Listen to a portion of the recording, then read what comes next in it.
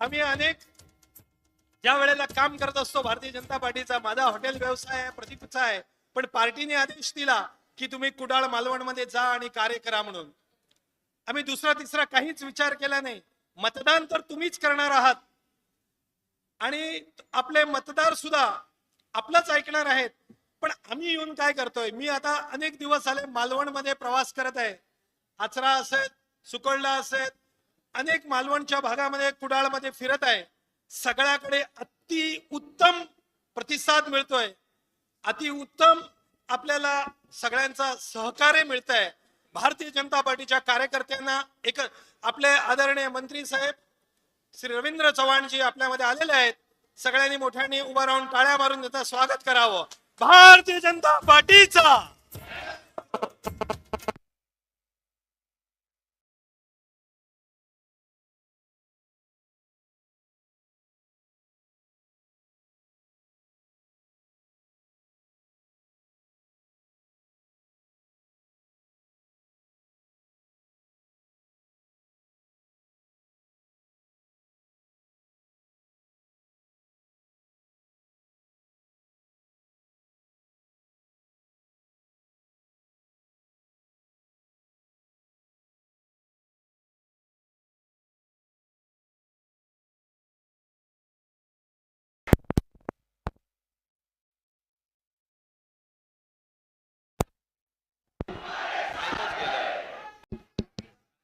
आपल्यामध्ये उपस्थित आहेत आमचे आदले केंद्रीय मंत्री खासदार नारायण राणे साहेब. सगळ्यांनी मोठ्याने टाळ्या मारून स्वागत करावं. नारायण राणे साहब, आप आगे बढ़ो. भारतीय जनता पार्टीचा. आपल्यामध्ये व्यासपीठावर उपस्थित आहेत आमचे जिल्हा अध्यक्ष श्री प्रभाकर सावंतजी. आपले भावी धन्यवाद. विधानसभा निवडणुकीच्या निमित्ताने कुडाळ तालुक्यातील सर्व भारतीय जनता पार्टीच्या पदाधिकारी आणि कार्यकर्त्यांचा मेळावा या ठिकाणी संपन्न होत आहे. आणि या मेळाव्यासाठी प्रमुख मार्गदर्शक म्हणून तुम्हा आम्हा सगळ्यांचं लाडकं नेतृत्व सन्माननीय राणे साहेब या ठिकाणी उपस्थित आहेत. आम्ही सर्वजण आपलं स्वागत करतो. मी विनंती करेन आजच्या या कार्यक्रमाच्या निमित्ताने सन्माननीय राणे साहेबांचं स्वागत करण्याची विनंती करतो. सन्माननीय संजय वेंगुर्लेकर यांनी सन्माननीय राणे साहेबांचं स्वागत करावं.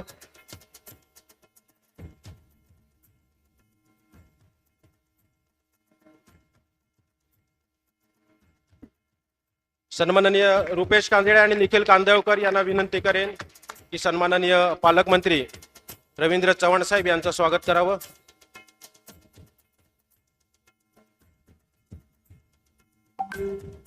महिला मोर्चाच्या तालुकाध्यक्षा आरतीताई आणि सुप्रियाताई, आपणास विनंती आहे की आपण सन्माननीय निलेशजी राणे साहेब यांचं स्वागत करावं.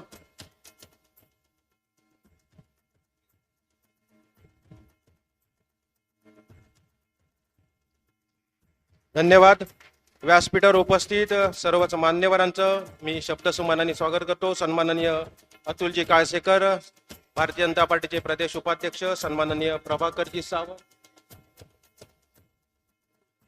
सन्माननीय अतुल कारसेकर यांचे स्वागत करण्याची विनंती मी दीपक नारकर यांना करतो.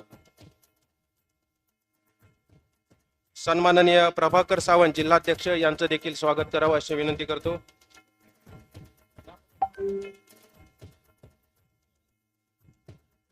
सन्माननीय आमदार डावखरे साहेब यांचं देखील स्वागत करावं अशी दीपक नारकर यांना विनंती करतो. सन्माननीय माजी आमदार प्रमोद जठार यांचं देखील आपण स्वागत करावं.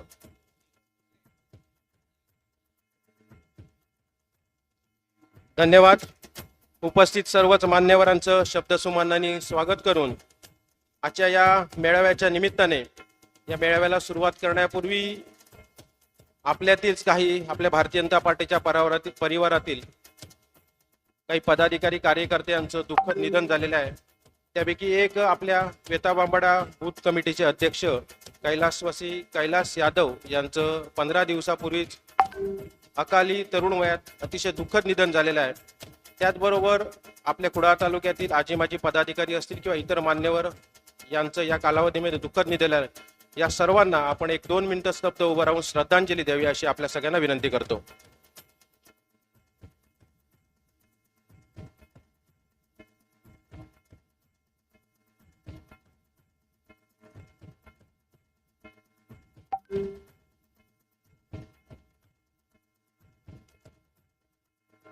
शांती. धन्यवाद. आजच्या या मेळाव्याच्या निमित्ताने प्रास्ताविक करण्याची विनंती मी जिल्हा सरचिटणीस सन्माननीय रणजित देसाई यांना करतो. नमस्कार.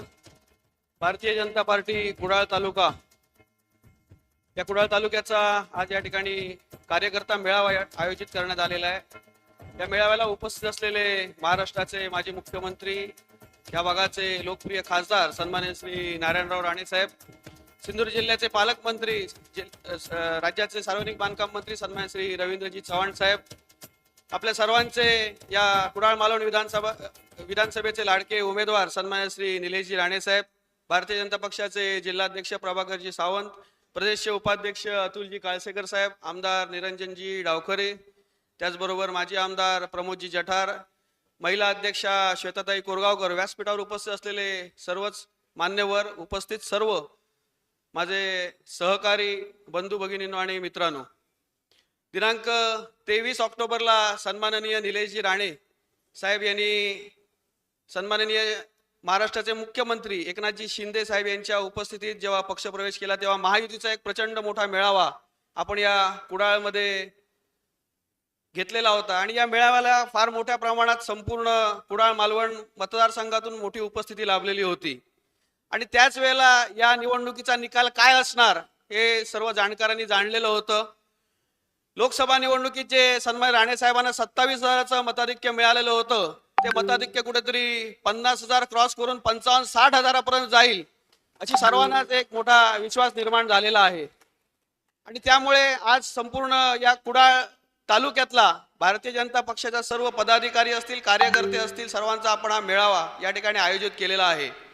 मित्र, गेले साधारण 15 ते 20 दिवस आपण जेव्हा प्रत्येक बूथ निहाय किंवा अन्य ठिकाणी बैठका घेतोय तेव्हा असं जाणवतंय की आपले कार्यकर्ते प्रचंड उत्साहात आहेत. यावेळी प्रत्येकाने ठाम निर्धार केलेला आहे की लोकसभेपेक्षा दुप्पट मताधिक्य आपल्याला मिळवूनच द्यायचं आहे.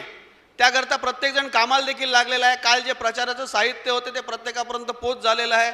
आजपासून प्रत्येक गावनिहाय बूथनिहाय प्रचार फेऱ्या देखील सुरू होतील.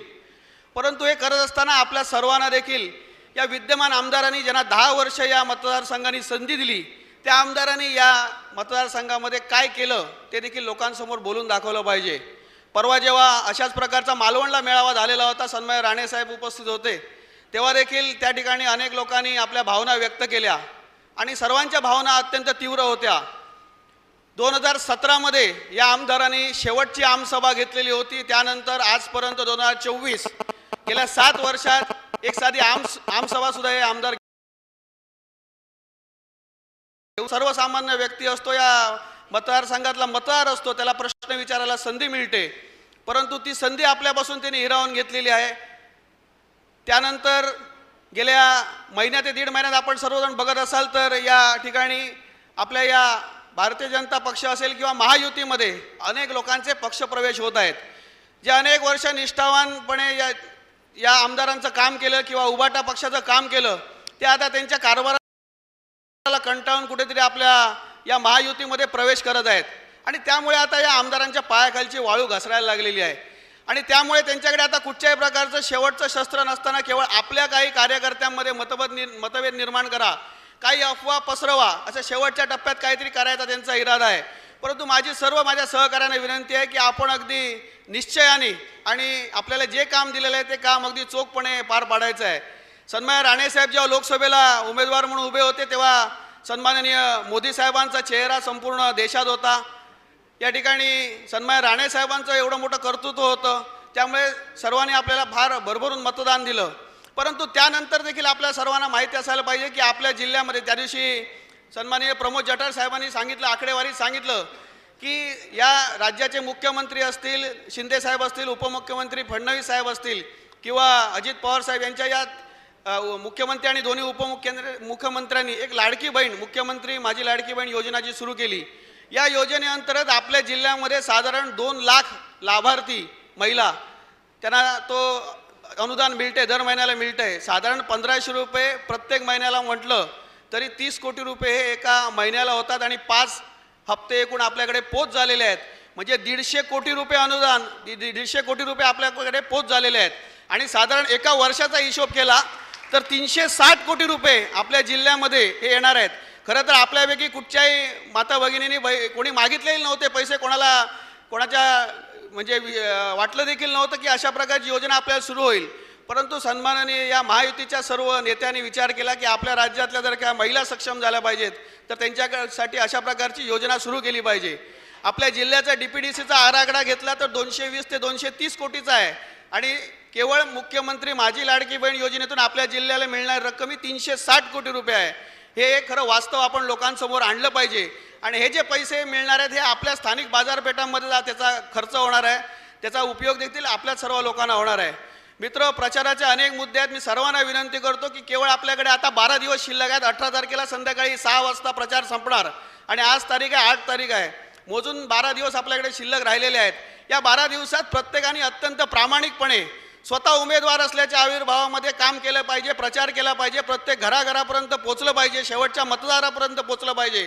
आणि सन्मान्य निलेशजी राणे यांची निशाणी धनुष्यबाण आहे, ही धनुष्यबाणी निशाणी प्रत्येक मतदारापर्यंत पोहोचवली पाहिजे अशी या निमित्ताने आपल्या सर्वांना विनंती करतो.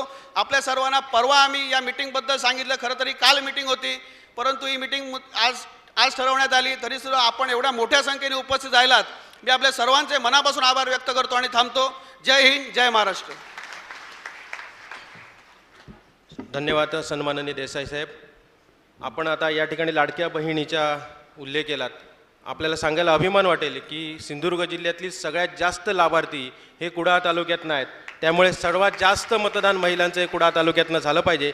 यानंतर मी विनंती करतो भारतीय जनता पार्टीचे जिल्हाध्यक्ष सन्माननीय प्रभाकर सावंत यांनी आपणा सर्वांना मार्गदर्शन करावं. सन्माननीय प्रभाकर सावंत.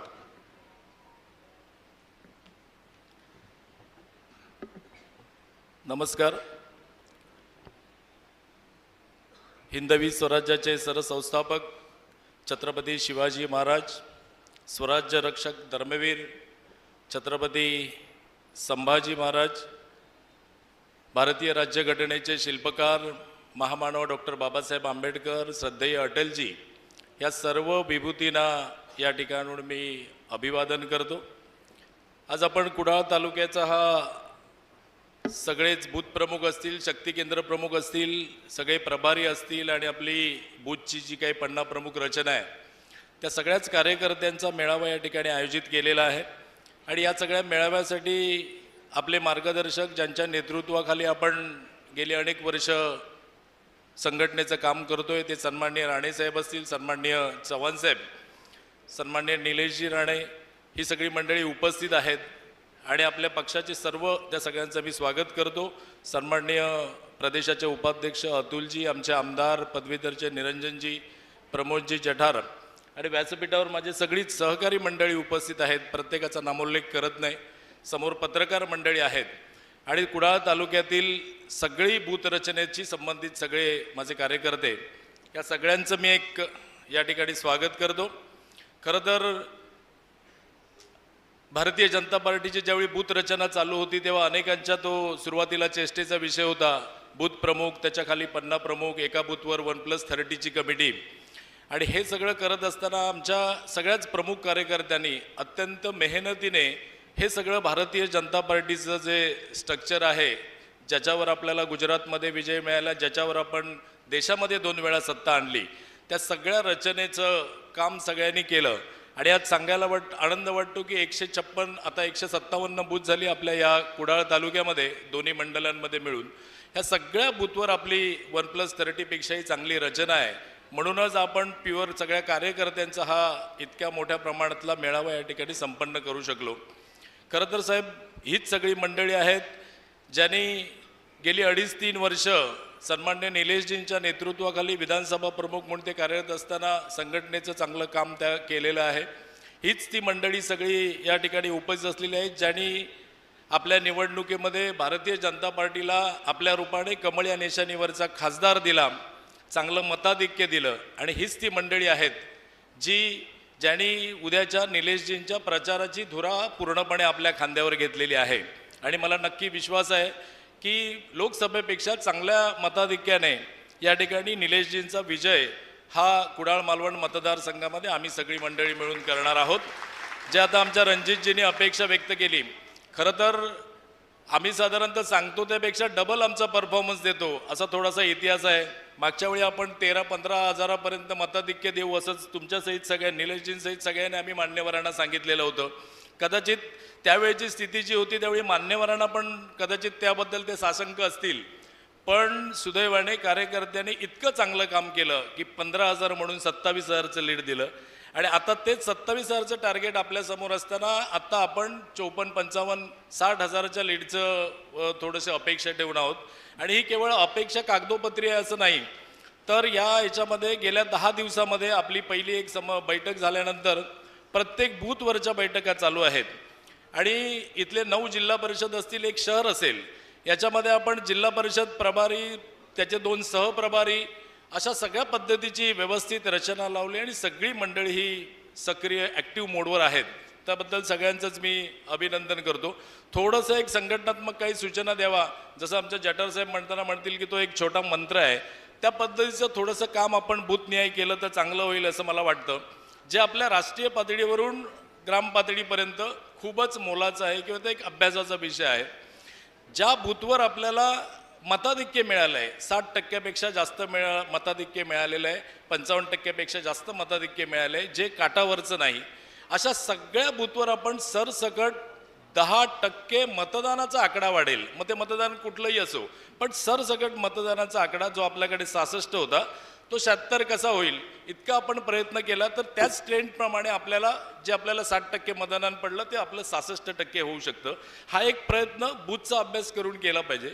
आणि ज्या बूथवर आपण कमी आहोत, मताधिक्य आपलं कमी आहे, कट आहे, काहीशा मताने आहोत, 50-51% आपण आहोत, किंवा ज्या बूथवर आपण मागे आहोत त्या बूथवर जाणीवपूर्वक आपण भारतीय जनता पार्टीची 20% कशी मतं वाढतील. म्हणजे त्या इथे जर आपल्याला काही जे टोटल मतदान 500 असेल तर 100 मतदान किंवा 50 मतदान भारतीय जनता पार्टीचं प्युअरली कसं वाढलं जाईल, अशा पद्धतीचं थोडंसं बूथ न्याय आपल्या सगळ्या कार्यकर्त्यांना सूचना दिलेली आहे. आपल्या सगळ्यांना सुद्धा या सगळ्या गोष्टीचं माहिती आहे किंवा त्या दृष्टीने प्रयत्न आहेत. त्यामुळे आपण सरसकट बाकीचं सगळं लीडचा आकडा सांगताना प्रत्येक बूथवरचा एक आकडा आपण निश्चित केला पाहिजे. मागच्या वेळेचं जे मताधिक्य आहे त्याला फक्त आपल्याला 6 महिने झालेत, त्यामुळे आपल्याला एक रेडी रेकनर आपल्या समोर आहे. त्यामुळे त्यावेळी आपल्याला कुठलं मतदान झालं नाही, कुठलं आपण मायनस होतो, कुठले आपले प्लस पॉईंट होते, ते आपल्याला कसे वाढवता येतील, अशा सगळ्याचा अभ्यास आपण सगळ्यांनी केला पाहिजे. आजच सन्मान्य निलेशजी असतील आणि चव्हाणसाहेब असतील आणि संपूर्ण तपशीलवार प्रत्येक जिल्हा परिषदेचा आढावा घेतलेला आहे आणि त्यामध्ये कुठल्या गोष्टी करायच्या आहेत त्या सगळ्याचे पूर्णपणे अधिकार कार्यकर्त्यांना दिलेले आहेत की ज्या ज्या गोष्टी कराव्या लागतील त्या गोष्टी करून आपलं मताधिक्य वाढवलं पाहिजे. आणि जिथे आपलं मताधिक्य कमी होतं, मला वाटतं या संपूर्ण तालुक्यामध्ये आपण 8-9 बूथनेच आपलं मताधिक्य कमी होतं, 8-9 बूथवर. आणि सगळेच कार्यकर्ते तयारीचे आहेत, जे माजी जिल्हा परिषद सदस्य आहेत, सभापती आहेत, अनेक पदं भूषवलेले कार्यकर्ते आहेत. त्यामुळे या कुडाळच्या वाट्याचं जे काही योगदान या विजयामध्ये आहे निवडणुकीच्या, ते सगळं मिळेल असा मला विश्वास वाटतो. पुन्हा एकदा सगळेजण आपण मोठ्या संख्येने उपस्थित राहिलात आणि गावोगावी आपलं सगळं काम सुरुवात केलेली आहे, त्यासाठी मी सगळ्यांचे आभार मानतो. एक तुम्हाला सगळ्यांना ॲडव्हान्समध्येच विजयाच्या शुभेच्छा देतो आणि आपली सगळ्यांची रजा घेतो. तसंच मान्यवरांना सुद्धा धन्यवाद देतो की एवढ्या सगळ्या व्यस्त शेड्यूलमधून त्यांनी आपला वेळ आपल्या या मेळाव्यासाठी दिलेला आहे. धन्यवाद. धन्यवाद सन्माननीय सावंतसाहेब. यानंतर मी विनंती करतो, नेहमीच आपल्या ओघवत्या शैलीत उपस्थितांना भारावून टाकणारे माजी आमदार सन्माननीय प्रमोद जठार यांनी आम्हा सगळ्यांना मार्गदर्शन करावं. सन्माननीय माजी आमदार प्रमोदजी जठार. दादा उगत सणाच्या झाडावर चढवतो. मंडळी नमस्कार. व्यासपीठावरती उपस्थित आपल्या सर्वांचे लाडके दादा नारायण राणे साहेब, आपले लाडके पालकमंत्री, जे गेले सतत 8 दिवस त्यांचा स्वतःचा डोंबिवलीचा मतदारसंघ असताना सुद्धा कोकणातले मुंबई वगळता 39 मतदारसंघ जे स्वतः पायपीट करून फिरतायत, त्या रवींद्र चव्हाणांसाठी सुद्धा जोरदार टाळ्या झाल्या पाहिजेत. जसं तुम्ही आमच्या निवडणुकीसाठी कष्ट घेताय, आमच्या सगळ्या कुडाळ मालवणच्या मतदारसंघाच्या शुभेच्छा आहेत की रवींद्र चव्हाण साहेब सुद्धा डोंबिवलीतना फार मोठ्या मताधिक्याने निवडून येतील. ते आपली काळजी घेतात तर आपण त्यांची काळजी घ्यायलाच पाहिजे. आताच जे आमदार आपल्यासोबत निरंजन डावखरे आपल्या सगळ्यांना शुभेच्छा द्यायला आलेले आहेत. आपले लाडके उमेदवार निलेश राणे, ज्यांच्या धनुष्यबाणावरती आपण सगळे पुढचे 12 दिवस काम करणार आहोत. व्यासपीठावरती आमचे अतुलजी काळसेकर, प्रभाकर सावंत, माझे सगळे सहकारी. 2-3 दिवसापूर्वी अमेरिकेच्या राष्ट्राध्यक्षाची निवडणूक पार पडली आणि सगळ्यांना अमेरिकेने एक धक्का दिला की कमला हॅरिस आणि डोनाल्ड ट्रम्प यांच्या निवडणुकीमध्ये डोनाल्ड ट्रम्पजींचा एक फार मोठा विजय 2 दिवसापूर्वी झाला. कुडाळ मालवणमधले सुद्धा अनेक मंडळी मला माहिती आहेत, तुम्हाला माहिती असतील, अमेरिकेमधले नागरिक आहेत. त्या अमेरिकेत असलेल्या सहज आपल्या एका मित्रांना मी फोन केला की म्हटलं अशी काय जादू झाली की अचानक बायडनचं सरकार गेलं आणि डोनाल्ड ट्रम्प त्या ठिकाणी निवडून आले. त्याने जी गोष्ट सांगितली तो सुखद धक्का आपल्याला सुद्धा आहे. निवडणुकीच्या 2 दिवस अगोदर डोनाल्ड ट्रम्पने एक ट्विट केलं होतं. त्या ट्विटमध्ये त्याने असं म्हटलं होतं की मी जर निवडून आलो तर बांगलादेशमध्ये असलेल्या मायनॉरिटीमध्ये असलेल्या हिंदूंचं संरक्षण करण्याची जबाबदारी अमेरिकेची असेल. हा ट्विट एवढा गाजला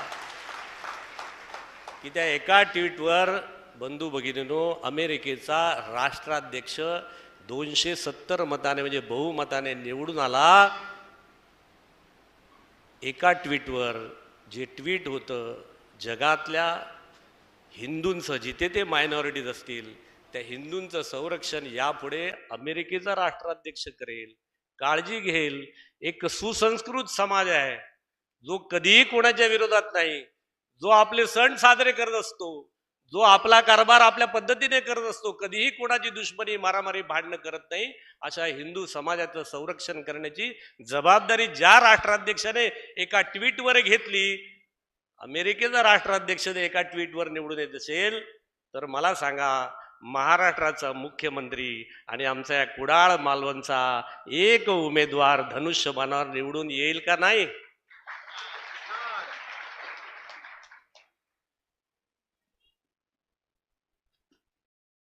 बघा, अख्ख्या जगाला तुमची काळजी आहे. प्रश्न आहे की आपल्याला आपली काळजी आहे की नाही. 1947ला संविधानाची अनेक लोक गप्पा मारतात, एक नॅरेटिव्ह पसरतात, संविधान बदललं जाईल. 47 साली या देशाचं स्वातंत्र्य मिळालं.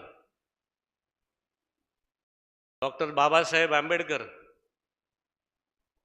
या देशातल्या सगळ्यांना ओरडून सांगत होते, महात्मा गांधीजीने सांगत होते, पंडित जवाहरलाल नेहरूंना सांगत होते, बॅरिस्टर जिनाना सांगत होते की बाबांनो हा देश फार मोठा आहे, याची एक संस्कृती आहे, याची एक धरोहर आहे, याला तुम्ही विभाजन करू नका.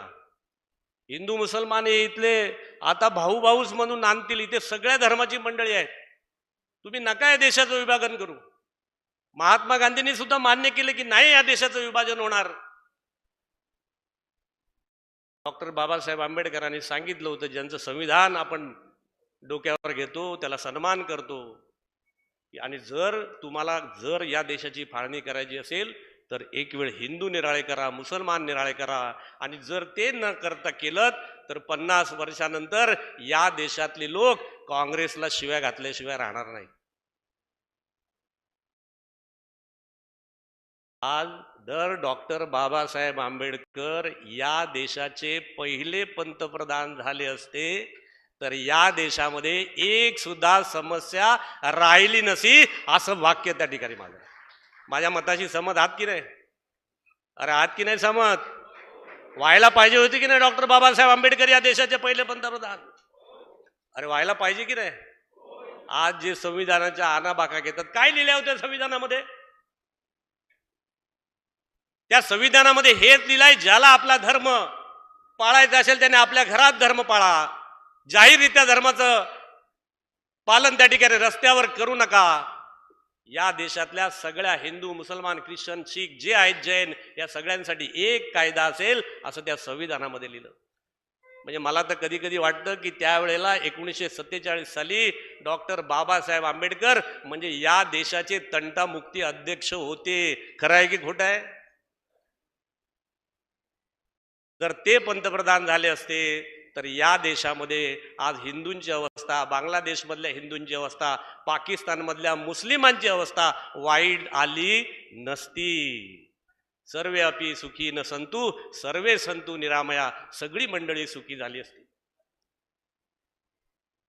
हाच संस्कार घेऊन हळूहळू हळूहळू स्वातंत्र्यवीर सावरकरांनंतर एक हिंदू हृदय सम्राट या महाराष्ट्रामध्ये पुन्हा निर्माण झाला, ज्याने आपली प्रकृती तोळा मासा असताना सुद्धा इथल्या हिंदू समाजाला, मराठी समाजाला एक शिवसेना नावाची चळवळ निर्माण केली. त्या चळवळीला एक संस्कृती दिली आणि त्या संस्कृतीतून निर्माण झाली ही बाळासाहेब ठाकरेंची शिवसेना. खरं आहे की खोटं आहे?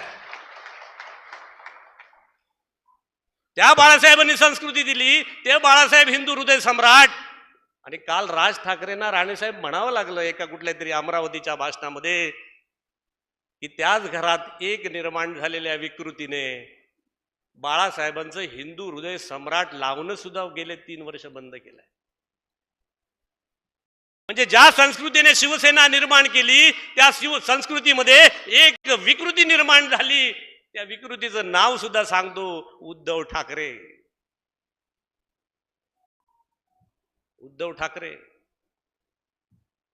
मला कधी कधी राणेसाहेब वाटतं, जर त्या मूळ शिवसेनेमध्ये जर ती फुटली नसती, बाळासाहेबांची सांस्कृतिक शिवसेना उभी राहिली असती, त्या शिवसेनेमध्ये राणेसाहेबांसारखं नेतृत्व असतं, त्या शिवसेनेमध्ये भुजबळांसारखं नेतृत्व असतं, त्या शिवसेनेमध्ये राज ठाकरेंचं नेतृत्व असतं, तर मला वाटते शिवसेनेने महाराष्ट्रावर नाही अख्ख्या देशावर राज्य केलं असतं, देशावर राज्य केलं असतं.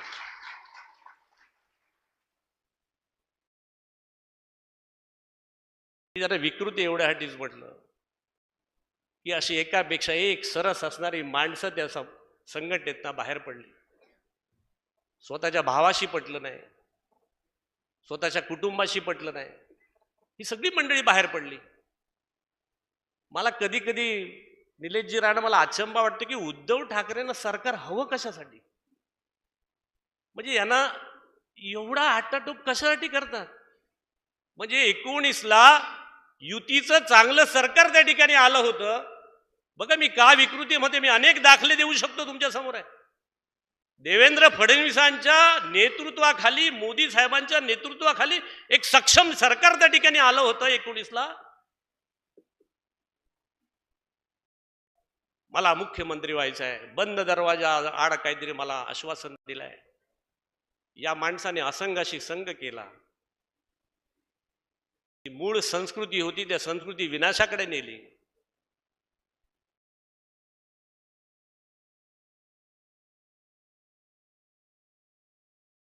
एवढं करून हिंदुत्वाशी फारकत घेऊन, म्हणजे मला, आम्ही देवेंद्रजींशी बोलतो तेव्हा आम्हाला वाटतं कधी कधी देवेंद्रवरची आपण त्यांना 2.5 वर्ष दिलं असते तर भागलं असतं.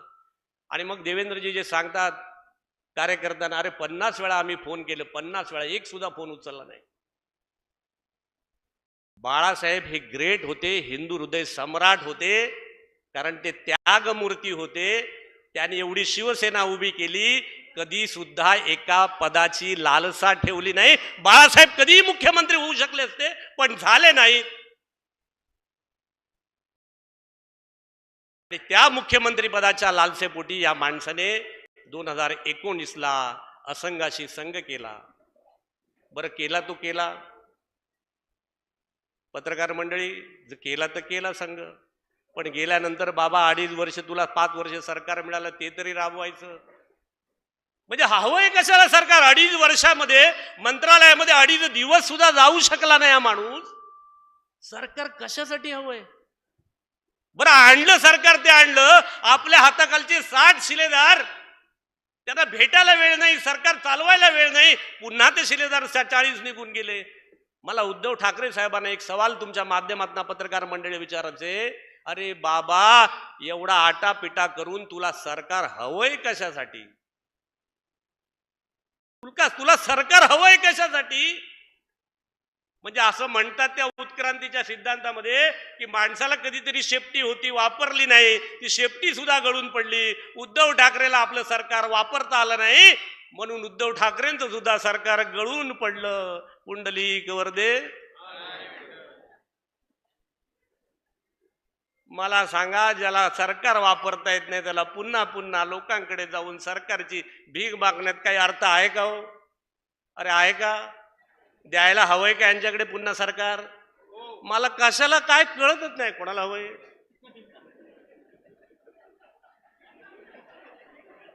यो वैभव नाही का तो दिसता?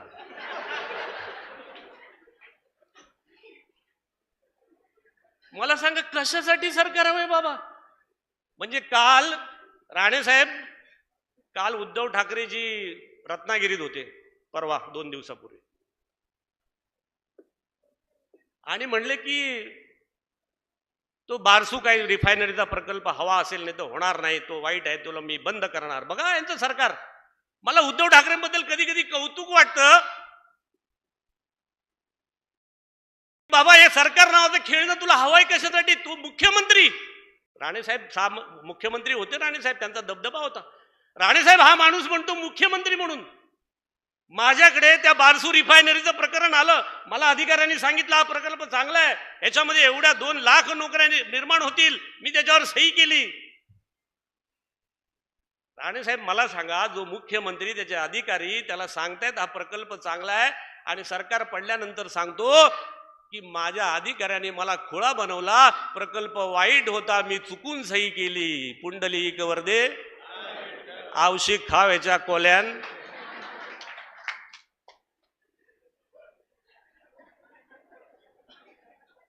अरे माका सांगा, तुझो अधिकारी तुका फसवतो, तुका कळत नाही, तुका वैभव नाही का आमदार होयो कशा?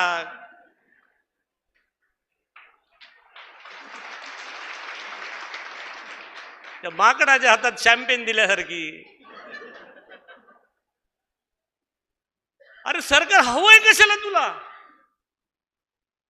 आता म्हणे मी बारसू व्हायला देणार. अरे नको देऊ, करणार काय? गेला मला वाटते 1 महिन्यापूर्वी ह्यांचा अजेंडा होता, आम्ही लाडकी बहीण योजना बंद करणार. खरं आहे की खोटं आहे? 1,500 रुपये दिले, बंद करणार. शिरा पडली ह्यांच्या घरात, जो पडली. परवा जाहीरनामा इलो, त्याच्यात म्हणतात आम्ही 1,500चे 3,000 करणार.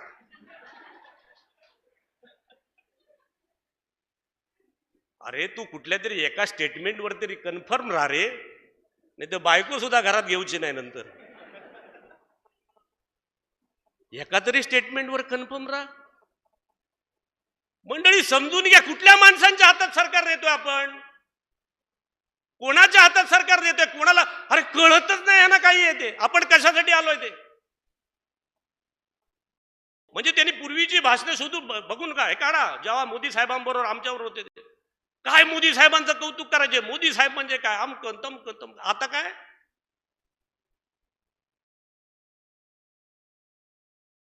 म्हणजे ज्या सुषमा आमदाराने बाळासाहेबांना सोडलं नाही, ह्यांच्या पोरांना सोडलं नाही, ह्यांना सोडलं नाही, देवदेवतांना सोडलं नाही, ती सुषमा आमदारे यांची आरती घेऊन फिरते आणि त्यांची प्रवक्ती झाली आहे. पुंडलिक वरदे. मला काय या ठाकरेंचं कळतच नाही. यांना शिवसेना कशाशी खायची ती कळतच नाही. माझी तुम्हाला विनंती आहे, हे पुन्हा आले ते सगळे प्रकल्प बंद करतील, रस्ता बंद करतील, पाटबंधारे. कारण या माणसाने एकदा या देशाच्या अर्थमंत्री निर्मला सीतारामन स्टेजवर असताना बाजूला मुकेश अंबानी आहे, त्या मुकेश अंबानीच्या बाजूला ज्याच्या घराच्या खाली बॉम्ब नेऊन ठेवला आहे, पुंडलिक वरदे. आवशिक खाऊ कोल्ह्यान उद्योग आणायचे म्हणतोय आणि त्याच उद्योगपतीच्या खाली नेऊन बॉम्ब ठेवतो. असा कुठला माणूस आहे वो शेख चिल्ली? ज्या फांदीवर बसतो ती फांदी तोडणार त्याला काय म्हणतात? अरे म्हणतात काय मेल्यानो? अरे या शेख चिल्लीला जर ह्याला वैभव नायकाला 4-5 हजाराच्या वर मतं मिळाली ना, तर मी म्हणेन कुडाळ मालवणची लोक शेख चिल्ली आहे. खरं आहे की खोटं आहे मला सांगा? अरे एक मत नाही मिळालं पाहिजे मला. अरे याने 10 वर्षात काय नाही केले सोडा. मी त्याच्या मुख्यमंत्र्याबद्दलच बोलतोय. कशाला हवंय त्याला मुख्यमंत्रीपद? ज्या निर्मला सीतारामनच्या बाजूला बसून देशाच्या अर्थमंत्री सगळ्या जगाने बघितलं, बाजूला म्हणतोय मला बजेट मधलं काही कळतच नाही. आवशी खाल्ल्याने त्या कोल्यान ते बजेट मधला कळत नाही. तू मुख्यमंत्री कशाक झालं बाबा? तुझो नाही आमचो वेळ फुकट कशाक घालवतस? खरं आहे की नाही? त्यामुळे आपला वेळ फुकट घालवायचा नसेल, आपलं मत फुकट घालवायचं नसेल, या देशाचा मुख्यमंत्री पुन्हा युतीचा बसवायचा असेल, आपल्या सिंधुदुर्गातला मंत्री पुन्हा आपला हवा असेल, तर मला वाटते निलेश राणेंच्या बटनावरती, धनुष्यबाणाच्या बटनावरती आपण दाबल्याशिवाय राहणार नाही. माझ्या मताची समज असतील तर हात वर करून टाळ्या वाजल्या पाहिजेत.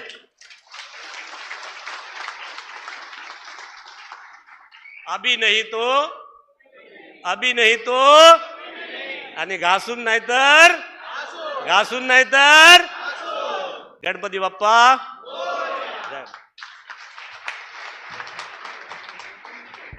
धन्यवाद सन्माननीय जठार साहेब.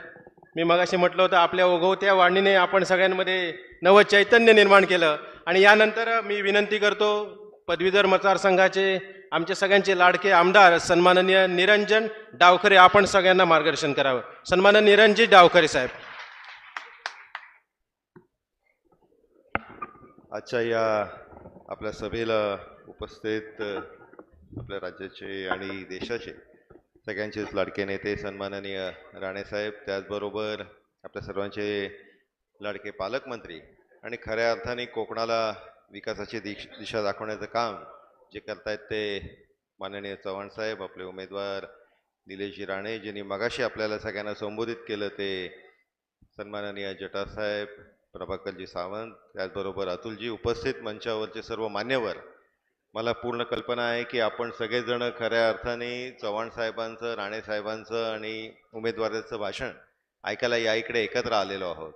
त्याच्यामुळे फार जास्त आपल्या सगळ्यांचा आणि त्यांच्यामधला वेळ न घेता फक्त आपल्या सगळ्यांना एकच गोष्टीचं आवाहन करीन की कोकणातला या 2.5 वर्षामध्ये आपण जर विकास बघितला तर सातत्याने महायुतीच्या माध्यमाने या भागातला विकास करण्याचं काम महायुतीचे सर्व नेते हे ताकदीने करत आहेत.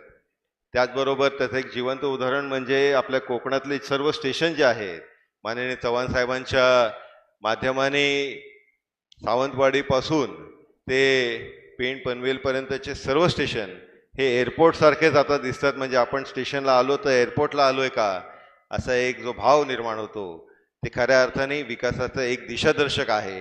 आणि त्याच्यामुळे आपलं मत या विधानसभेच्या निवडणुकीमध्ये विकासाला महायुतीला भेटावं एवढीच आपल्या सगळ्यांना विनंती करतो आणि माझ्या वाणीला विराम देतो. धन्यवाद. जय हिंद.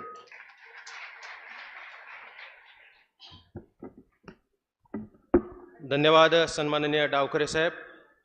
आपल्या सगळ्यांना माहिती आहे सन्माननीय राणेसाहेब किंवा सन्माननीय चव्हाण साहेब व्यासपीठावर बसले आणि भारतीय जनता पार्टीचा एखादा सभा किंवा कार्यक्रम असला की एखादा प्रवेश हा ठरलेला असतो.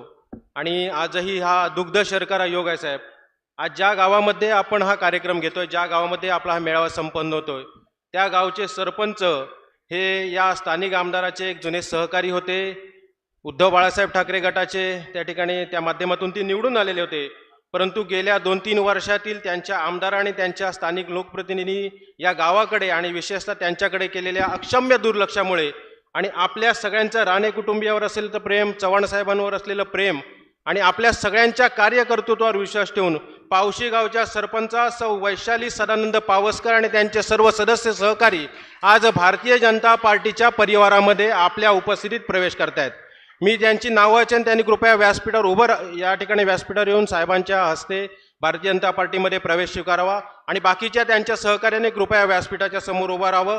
पावशी गावच्या सरपंचा सौ वैशाली सदानंद पावसकर, सौ यशस्वी तेली या माजी ग्रामपंचायत सदस्य आहेत, सौ पल्लवी धुरी, सागर तुळसकर, दशरथ चव्हाण, लिकत मुजावर, मारुती पावसकर, घनश्याम धुरी, प्रकाश धुरी, गीता पावसकर, सरिता सीताराम पावसकर, मुरारी पावसकर, अरुण धुरी, नमिता शेलटे, गोवर्धन मेस्त्री, प्रीती धुरी, जयश्री पावसकर, दिव्या खोत, शिवानी जुल्पे. कृपया या सर्वांनी व्यासपीठावर यावं आणि अन्य सहकार्यांनी व्यासपीठाच्या समोर यावं असे विनंती करतो. प्रकाश पावसकर, आपण व्यासपीठावर यावं. प्रकाश पावसकर, कृपया व्यासपीठावर या. प्रवेशकर्त्यांनी कृपया व्यासपीठावर या.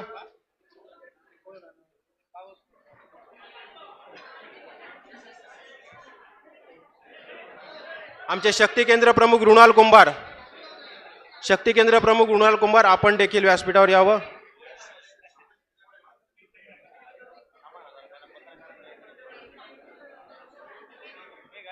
पावशी गावच्या सरपंच सौ वैशाली सदानंद पावसकर आणि त्यांचे सर्व सहकारी आज सन्माननीय राणेसाहेब, सन्माननीय चव्हाण साहेब आणि सन्मान निलेश राणे यांच्या उपस्थितीत भारतीय जनता पार्टीच्या परिवारामध्ये या ठिकाणी त्यांचं स्वागत होत आहे. या सगळ्यांचं मी भारतीय जनता पार्टीचा मंडल अध्यक्ष म्हणून सहर्ष स्वागत करतो आणि सर्वांना पुढील वाटचालीसाठी शुभेच्छा देतो. रुणाल कुंभार, कृपया आपण व्यासपीठावर यावं. शक्ती केंद्र प्रमुख आणि बूथ प्रमुख कोण असतील तर त्यांनी देखील व्यासपीठावर यावं. भारतीय जनता पार्टीचा, भारतीय जनता पार्टीचा.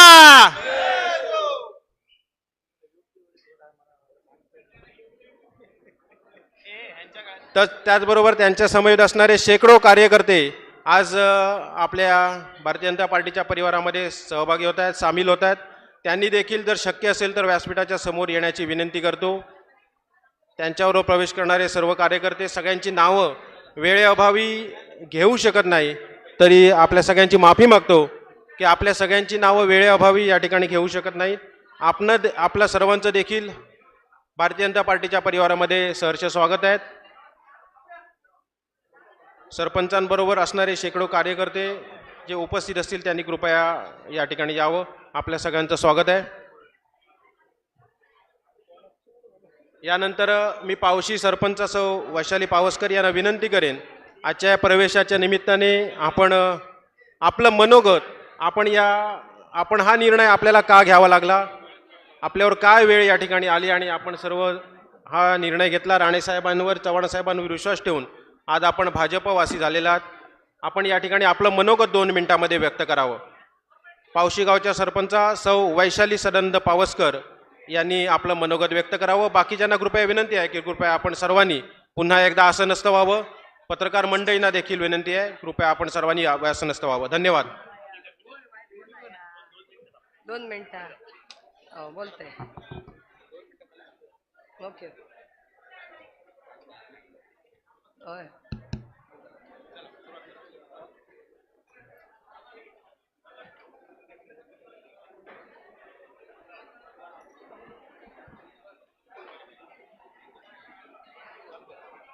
सर्वांना नमस्कार.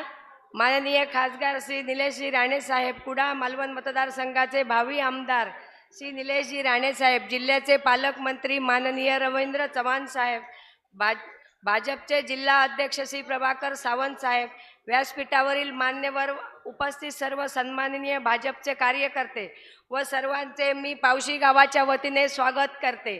कुडाळपासून अगदीच हाकेच्या अंतरावर असलेले आपले पावशी गाव आज या अलोट गर्दीमध्ये संपूर्ण भाजपमय झालेले आहे आणि मला विश्वास आहे की सन्माननीय राणे साहेब कुटुंब ज्यांच्या पाठीशी आहे तिथे विकास नक्कीच आहे.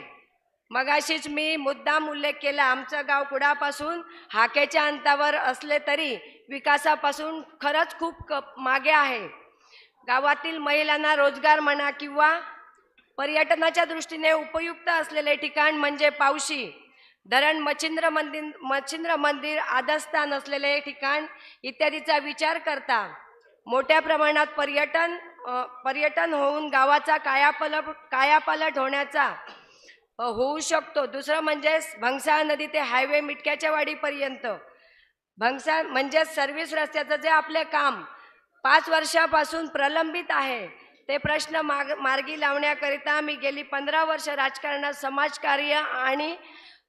समाजकार्यासाठी किंवा समाजकार्यातून चांगले काम तडीस नेण्याकरिता सक्षम असलेल्या चांगल्या नेत्याचे आशीर्वाद गरजेचे असते. महत्त्वाचेच म्हणजे पावशी गावातील सर्व्हिस रस्त्याचा प्रश्न प्रलंबित राहिल्याने गावातील 2 होतकरू तरुणांना आपला जीव गमवावा लागला. त्यामुळे सर्व्हिस रस्त्याचा प्रश्न मी खासदार साहेब निलेश राणे साहेबांकडे निवेदन दिलं होतं. तसंच प्रत्यक्ष वारंवार खासदार साहेबांकडे आमच्या राऊत साहेबांकडे वारंवार मी प्रश्न तो मांडलेला होता किंवा आमदार साहेबांकडे सुद्धा प्रश्न मांडलेला होता. तरी पण तो प्रश्न मार्गी लागला नाही. त्यासाठी ज्यावेळी नुसतेच आम्हाला आश्वासन देऊन या होईल असा 5 वर्ष आमची चालढकल चालू होती. त्यावेळी मी स्वतः सदस्य म्हणून होते कार्यरत आणि आमच्या मागणीकडे तसा दुर्लक्षच नेहमी झालेला होता. खरं तर आमचा सर्व्हिस रस्त्याचा जो विषय आहे तो खरंच जास्त विषय मोठा होता आणि तो विषय मी आमच्या निलेश साहेबांकडे ज्यावेळी मांडला त्यावेळी त्यांनी तात्काळ त्या विषयाकडे लक्ष घालून आपली माणसं त्यामागे लावून आमचा जो विषय सर्व्हिस रस्त्याचा जो विषय होता तो अगदी 8 ते 10 दिवसाच्या कालावधीत त्यांनी आमचा प्रश्न तो मार्गी लावला आणि खरोखरच त्या विषयासाठी मी त्यांचे मनापासून आभार मानते. आणि त्यांनी आमच्या सर्व पावशी गावासाठी असंच पाठीशी राहून आमचा एक आमचं नेतृत्व आहे ते कुठेतरी आमच्या गावासाठी विकास कामाचा एक निर्माण होऊ दे ह्याच्यासाठी मी खरोखरच खूप प्रयत्न करते. आणि शेवटी जो आमचा प्रश्न होता तो मार्गी लागला आणि आज लोकांचं आमच्या एक लक्ष होतं की सर्व्हिस रस्त्यासाठी ज्या साहेबांनी आम्हाला प्रयत्न केले त्यांच्या पाठीशी आपण सर्व पावशी गाव मागे राहून तो प्रश्न आणि त्यांच्या साथीला राहून आम्ही सर्व त्यांचा प्रश्न मार्गी लावू. आणि खरोखरच यावरून साहेबांना विश्वास देते की जास्तीत जास्त गावातील जनता तुमच्या पाठीशी राहून पावशी गावातील मोठा मताधिक्य देऊ. मला भाजपमध्ये प्रवेश दिल्याबद्दल मी निलेश राणे साहेबांचे आभारी आहे. त्याचप्रमाणे भाजप मेळाव्याच्या अनुषंगाने उपस्थित असलेले माननीय खासदार साहेब, जिल्हा पालकमंत्री चव्हाण साहेब, जिल्हाध्यक्ष सावंत साहेब व उपस्थित सर्व कार्यकर्ते ग्रामस्थांची मी आभारी आहे. आणि त्याचप्रमाणे गेली 6 महिने माझ्या प्रवेशाकरिता विशेष प्रयत्नशील असलेले व मला सहकार्य करणारे माननीय श्री योगेश घाडी साहेब व प्रकाश पावसकर यांचे मी विशेष आभारी आहे. आणि या निमित्ताने मी पावशी गावातून जे सरपंच म्हणून आणि ज्या साहेबांसाठी मी आता पुढे काम करणार त्यांच्या पाठीशी राहून माझी पूर्ण जनता पाठीशी राहून आज त्यांना चांगल्या लीडने आम्ही पावशी गावातून निवडून देऊ अशी मी अपेक्षा करते आणि माझे 2 शब्द संपवते. धन्यवाद धन्यवाद धन्यवाद. धन्यवाद सौ पारोसकर मॅडम. यानंतर आपण ज्यांना ऐकण्यासाठी नेहमी उत्सुक असता आणि आपल्या सगळ्यांचे लाडके आमदार आणि या विधानसभेचे उमेदवार सन्माननीय निलेशजी राणे साहेब.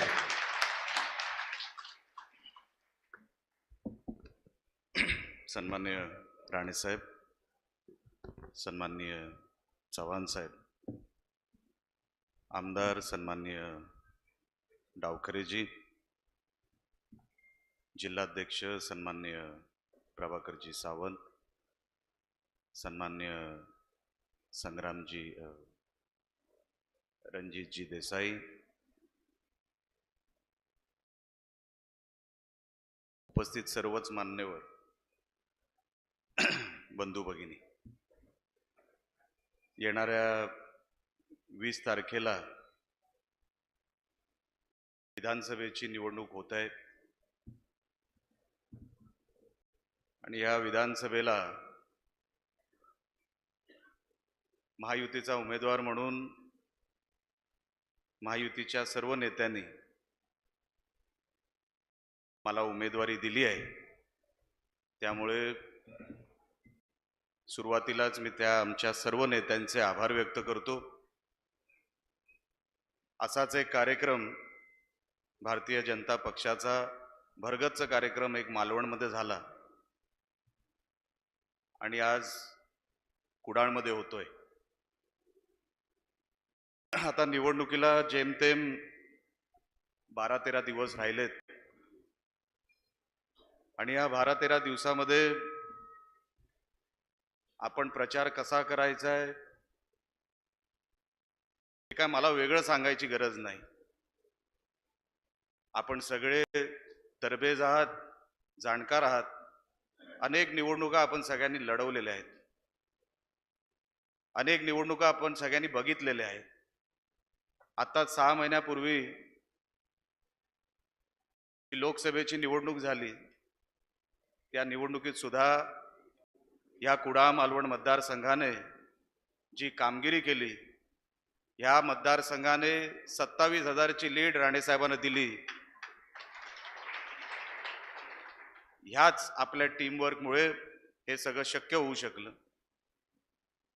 हे सांगत असताना येणारा काळ, येणारे काही दिवस हे आपल्याला फार महत्त्वाचे आहेत.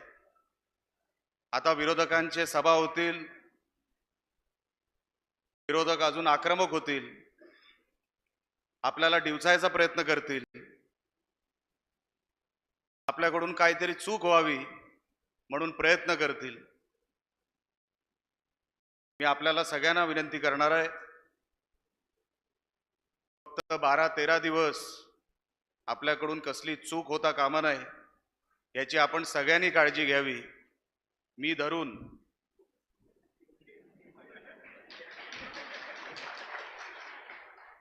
कारण का तुम्हाला वाटेल हा बोलतोय,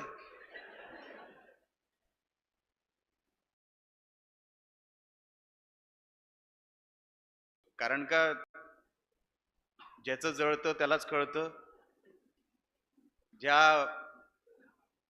ज्या काही गोष्टी झाल्या त्या परत होऊ नये, कारण का दुसरं विरोधकांकडे करण्यासारखं सांगण्यासारखं काहीच नाही. चारी बाजूने आपण त्यांना घेरलेलं आहे.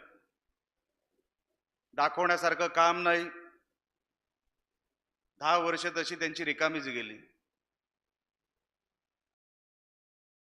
आता ही पुढची 10-12 दिवस ते वाटेल ते करतील.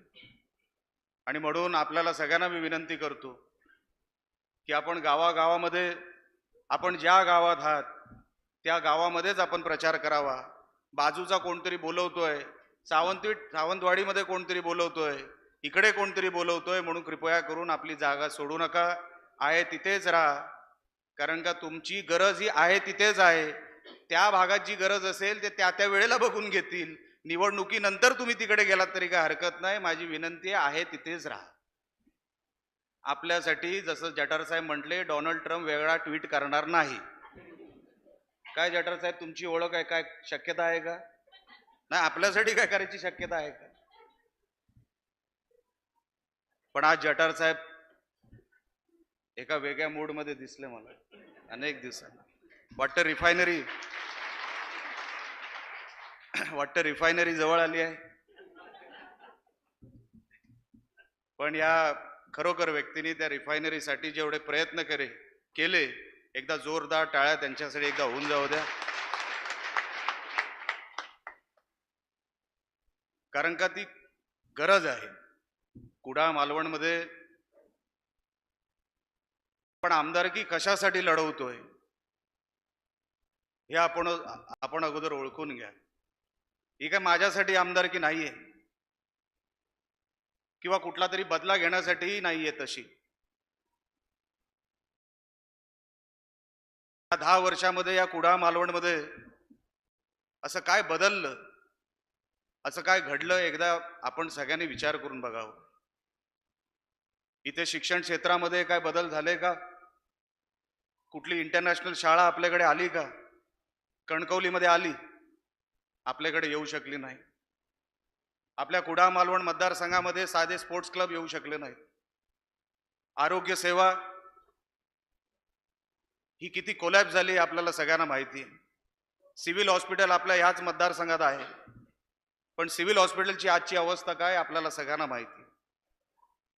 फक्त राणेंना त्रास द्यावा म्हणून तिथे medical college, government medical college Uddhav ठाकरेंचं सरकार असताना तिथे सुरू करण्यात आलं.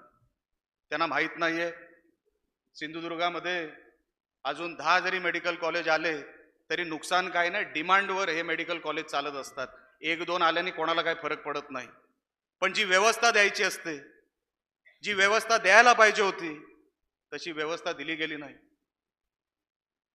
आज मेडिकल कॉलेज उभारता उभारता आमच्या सिव्हिल हॉस्पिटलची वाट लावली. आज जो गरीब तिकडे सिव्हिल हॉस्पिटलमध्ये गावागावातून जात होता, आज तसे उपचार त्याला तिकडे मिळत नाही. आज मेडिकल कॉलेजमुळे इकडचं तिकडे नेण्यामध्ये आज तिकडे ना प्रोफेसर टिकू शकले, ना प्रोफेसर आहेत, ना तिकडे व्यवस्था आहे. आणि म्हणून मी आपल्याला विनंती करणार आहे, अनेक गोष्टी मी माझ्या सगळ्या भाषणातून म्हणतो. आमदारकी कशासाठी? मला ठेकेदार व्हायचं नाही, मी कधी ठेकेदार होणार सुद्धा नाही. एक साधा गव्हर्नमेंटच्या रुपयाला हा निलेश राणे कधी हात लावणार नाही, एवढं तुम्हाला आज मी शब्द देतो. ठेकेदारी करणं काही चुकीचं नाही, ते केलं कोणी पाहिजे, माझ्या आजूबाजूच्या कोणीतरी गावातल्या मुलांनी केलं पाहिजे, कोणीतरी कुडाळ मालवणच्या लोकांनी केलं पाहिजे. मीच आमदार, मीच ठेकेदार, मग आमची खालची लोक काय करणार? जो एकदा गव्हर्नमेंटच्या पैशाला एकदा हात लावतो, अधिकारी त्याचा ऐकत नाही. हा अनुभव आहे माझा. ज्या तिखटपणाने आम्ही बोलू शकतो, कारण का गव्हर्नमेंटच्या पैशाला कधी हातच लावलेला नाही, म्हणून तो अधिकारी ऐकतो. मीच बरबटलेला, मीच डिपेंड त्या सगळ्या पैशावर, तर मी न्याय नाही देऊ शकत.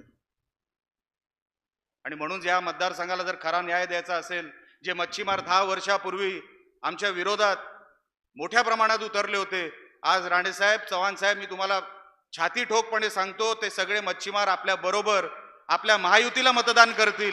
कारण का त्यांनाही 10 वर्षात लक्षात आलं की त्यांना फक्त वापरलं गेलं, त्यांचा एकही प्रश्न सुटला नाही तर सोडूनच द्या, उलटा प्रश्न वाढले,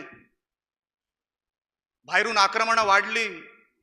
साहेब, माझ्याकडे फार सोपं होतं, बोटीत बसून मी पण मच्छीमारांची बाजू घेतली असती, कुठेतरी समुद्रात गेलो असतो, फोटो काढला असता, एक पेट्रोलची बाटली हातात घेतली असती आणि टाकायची अशी ऍक्शन करून फोटो काढला असता.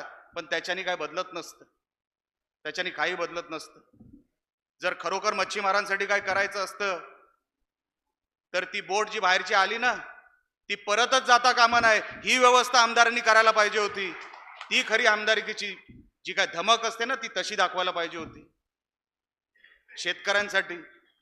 शेतकऱ्यांसाठी मलाही फार सोपं होतं, कुठेतरी ट्रॅक पॅन्ट घालायची, टी शर्ट घालायची आणि एका ट्रॅक्टरवर बसायचं, शेतकऱ्यांच्या कुठल्या तरी पेजवर फोटो पोस्ट करायचे की निलेश राणे शेतकऱ्यांसाठी शेतात उतरला. त्याच्याने शेतकऱ्यांचं काय बदलणार आहे? असं काय आपण शेतकऱ्यांसाठी ट्रॅक्टरवर बसून करू शकतो? माझं काम त्यांचं अर्थकारण सुधारण्याचं आहे. त्यांचं अर्थकारण कसं सुधरेल त्याच्यासाठी आमदारांनी सभागृहाचा वापर करायचा असतो, कुठेतरी त्यांना कर्जमुक्त करण्यासाठी त्या सभागृहाचा वापर करायचा असतो, त्यांच्यासाठी फोटो काढण्यासाठी ट्रॅक्टरवर बसून त्यांच्या जीवनमानात काही बदल होणार नाही. हे सगळं चित्र जे मी महाराष्ट्रात बघतो ना, आज 288 मतदारसंघ आहेत, पण या 288 मतदारसंघांपैकी आपला मतदारसंघ कुठे आहे?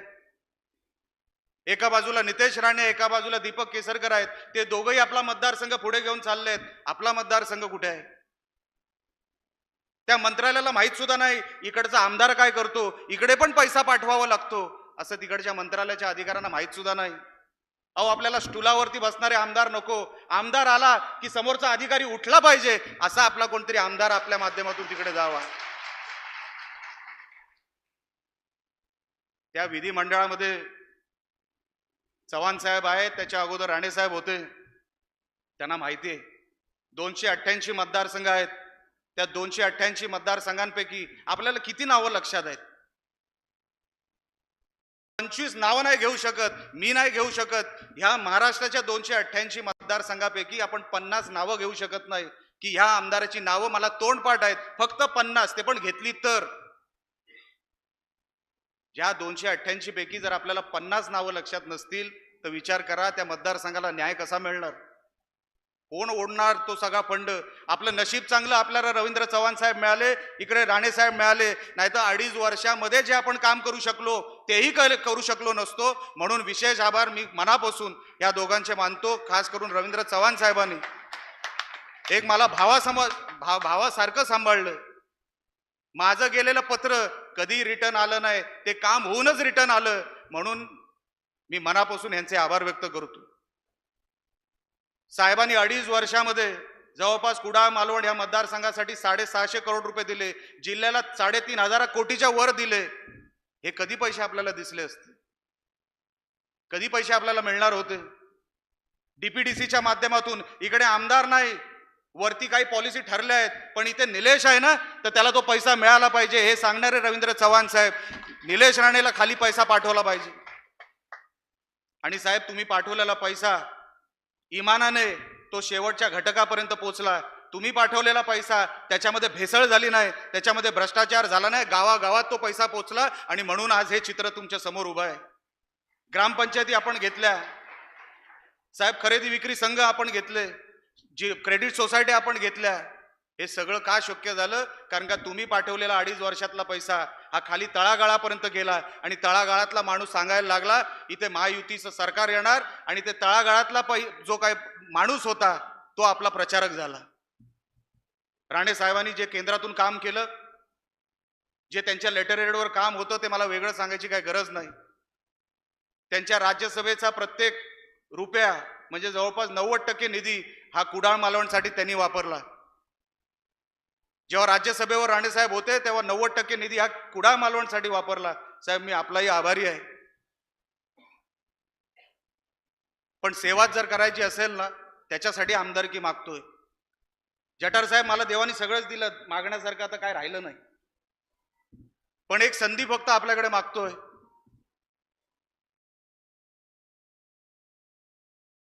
मागची 10 वर्ष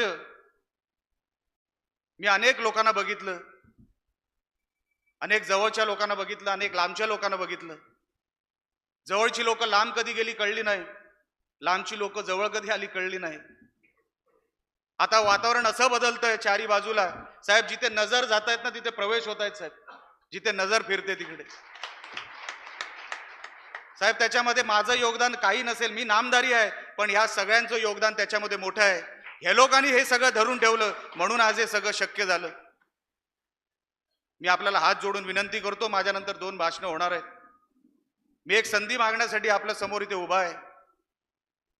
कशासाठी संधी मागतोय की ह्या 288 मतदारसंघांपैकी आपल्या मतदारसंघाला कुडाळ मालवणला एक जी ओळख होती 2014 पर्यंत, जी राणे साहेबांनी ओळख निर्माण केली, ती ओळख परत आणायची आहे. म्हणून ही लढाई आहे, म्हणून ही लढाई आहे.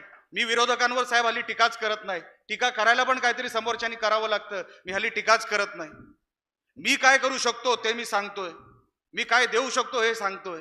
आणि म्हणून या 288 मतदारसंघांपैकी हा मतदारसंघ टॉप 5 मध्ये हा निलेश राणे नेल्याशिवाय राहणार नाही, एवढं आपल्याला खात्रीलायक सांगतो. मी कधी या मतदारसंघावर की बघा तुमचा आमदार काय करतोय, कधी तुमची मान वाकेल असं माझ्याकडून काय होणार नाही. कधी या मतदारसंघाची बदनामी होईल असं माझ्याकडून कधी काय होणार नाही. टीव्हीवर तुमचा आमदार उभा राहिला तर तुम्हाला अभिमान वाटेल, हा आमचा कुडाळ मालवणचा आमदार आहे. या दर्जाचं मी काम करणार आणि त्या दर्जासाठी आपल्याला एकदा संधी मला द्यावी एवढीच फक्त आपल्याला सगळ्यांना विनंती करतो. येणाऱ्या 20 तारखेपर्यंत मी कुठे कुठे पोहोचू शकतो मला माहित नाही, पण जर कुठे अगोदर जर लेट पोचलो किंवा उशिरा पोचलो तर कृपया करून माझ्यावर राग काढू नका. माझ्यावर राग काढायचा असेल तो 20 तारखेनंतर काढा, पण आता माझ्यावर कृपया करून राग काढू नका. बाकी तुम्हाला पूर्ण व्यासपीठ दिलंय राग काढायला, माझ्यावर कृपया करून राग काढू. मधले हे दोघं सोडून, हे दोघं सोडून बाकी कोणावरही राग काढा. नाहीतर हे दोघं जर माझ्यावर राग काढायला गेले तर उगाच नको. त्यांच्या आशीर्वादानेच हे सगळं चालू आहे आणि त्यांच्या आशीर्वादानेच कुडाळ मालवण मतदारसंघ हा महायुतीला परत मिळणार आणि मोठ्या मताधिक्याने आपण जिंकणार. एवढंच सांगतो आणि थांबतो. जय हिंद, जय महाराष्ट्र. धन्यवाद सन्माननीय निलेशजी. यानंतर मी विनंती करेन आपल्या सिंधुदुर्ग जिल्ह्याचे सर्वांचे लाडके कार्यतत्पर पालकमंत्री सन्माननीय रवींद्रजी चव्हाण साहेब.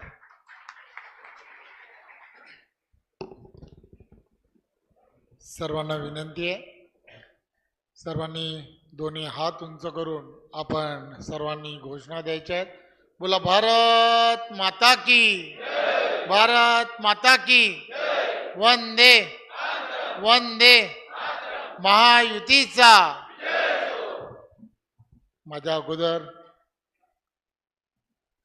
सर्वांनी अतिशय चांगल्या पद्धतीने एक वेगळ्या शैलीमध्ये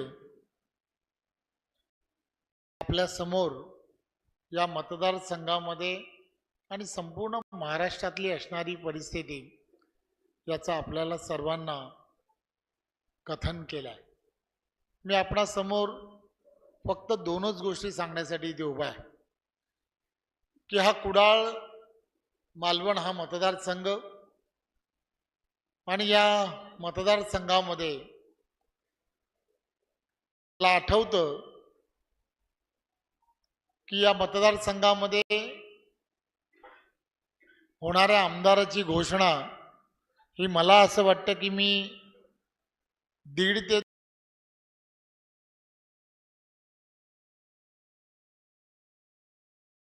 2 वर्षा अगोदरच केली आणि एका विकास कामांच्या उद्घाटनाच्या वेळेला केली आणि करत असताना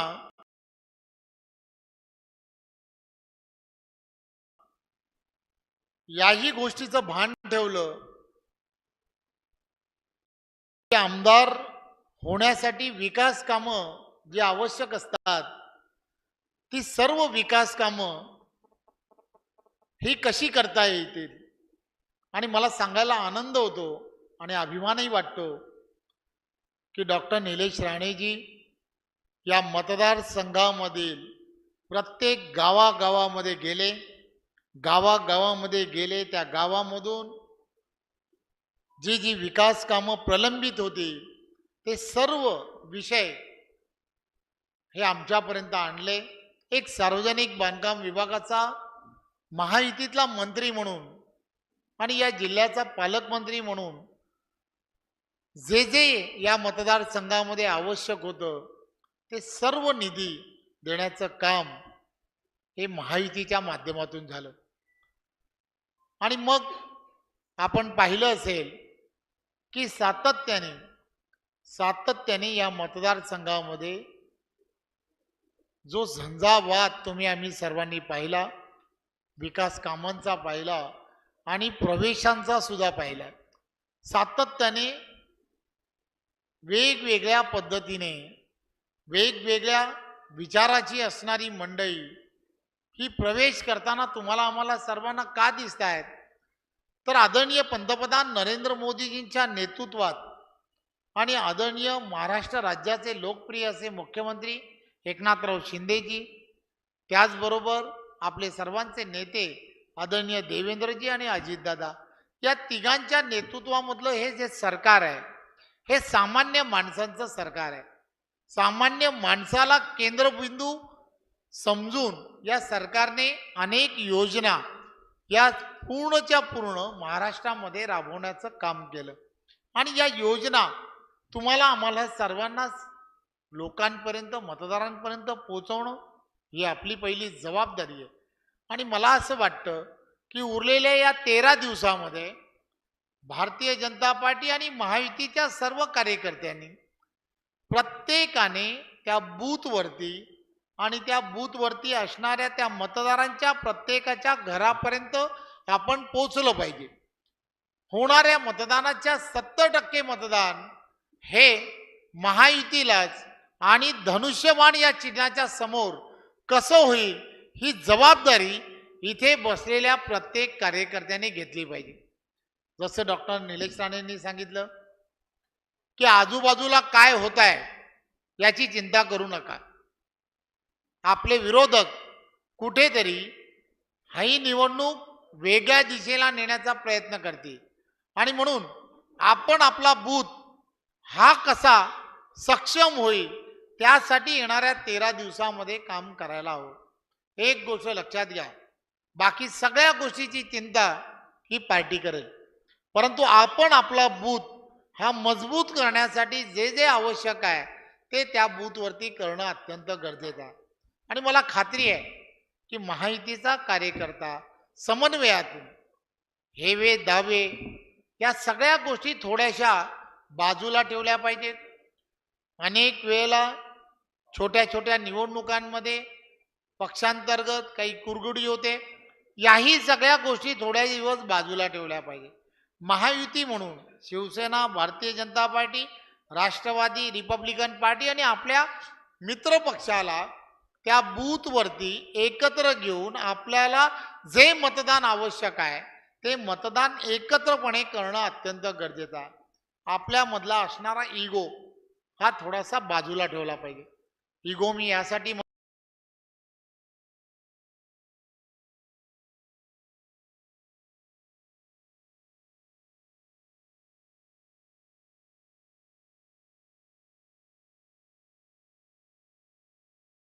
म्हणतोय की आपल्यामध्ये असणारे काही छोट्या निवडणुकांमध्ये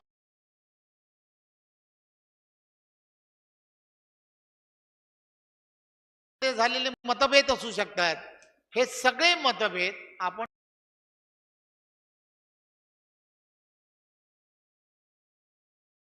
थोड्या वेळेला बाजूला ठेवून 20 तारखेपर्यंत आपल्याला एकोप्याने ही निवडणूक लढली पाहिजे. आपण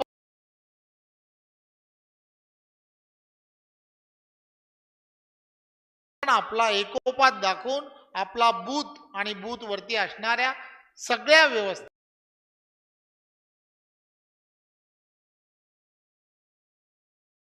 आपल्याला चोखपणे करणं अत्यंत गरजेचं आहे. प्रत्येक मतदारापर्यंत निदान या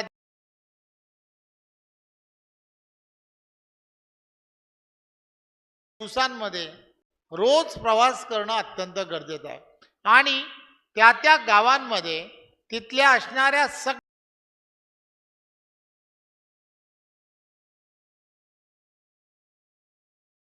कार्यकर्त्यांना घेऊन एक वातावरण निर्मिती होणं हे सुद्धा अत्यंत गरजेचं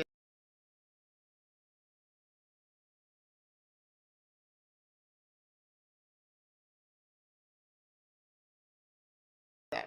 वातावरण निर्मिती यासाठी करायला हवी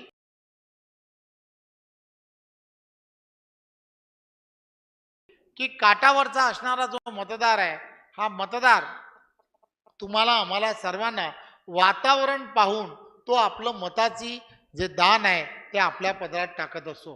त्यामुळे तुम्ही आणि आम्ही सर्वांनी त्याही गोष्टीची काळजी घेतली पाहिजे की एक चांगलं वातावरण हे त्या ठिकाणी कसं निर्माण होईल, त्या त्या गावामध्ये कसं निर्माण होईल, ही सगळी जबाबदारी तुमची आणि आमची सर्वांची आहे. अनेक मंडळी आपल्याबरोबर काम करताना तुम्हाला आम्हाला सर्वांना दिसतात. कदाचित ते सर्वजण काम करत असताना वेगवेगळ्या विचाराचे असू शकतात, परंतु त्यांनाही आपल्याबरोबर जोडून घेणं, त्यांच्याबरोबर एक चांगले संबंध प्रस्थापित करणं हे सुद्धा अत्यंत गरजेचं आहे. एक गोष्ट लक्षात घ्या, काही अडलं, काहीही आपल्याला जर कोणती एखादी गोष्टी खटकली आहे किंवा आपल्याला ती गोष्ट पटली नाही तर व्यासपीठावरील असणारे हे सगळे मंडळी जे आहेत हे त्या ठिकाणी आपल्याला मार्गदर्शन करतील. आपल्याकडे आपण जिल्हा परिषद न्याय प्रभारी दिलेले आहेत, प्रभारी आहे, सहप्रभारी आहेत, त्यांच्याकडे आपली असणारी अडचण ही पोचवा आणि ती पोचवल्यानंतर त्याच्यातून मार्ग काढतील. परंतु आपसामध्ये त्या ठिकाणी काही कुरघुडी होईल असं काही करू नका. एक चांगलं वातावरण या मतदारसंघामध्ये आहे. विजय हा निश्चित आहे, परंतु किती मार्जिनने हा विजय तुम्हाला आम्हाला सर्वांना मिळवायचा आहे हे तुम्हाला आम्हाला सर्वांना ठरवलं पाहिजे. एक स्पर्धा निर्माण झाली पाहिजे. वेंदुर्गामधील असणाऱ्या या सर्व मतदारसंघामध्ये आपल्यामध्ये एक स्पर्धा निर्माण होणं गरजेचं आहे. जसं लोकसभेमध्ये सुद्धा लोकसभा जिंकत असताना प्रत्येक मतदारसंघामध्ये एक स्पर्धा होती, मी तुमच्या पुढे की तुम्ही आमच्या पुढे.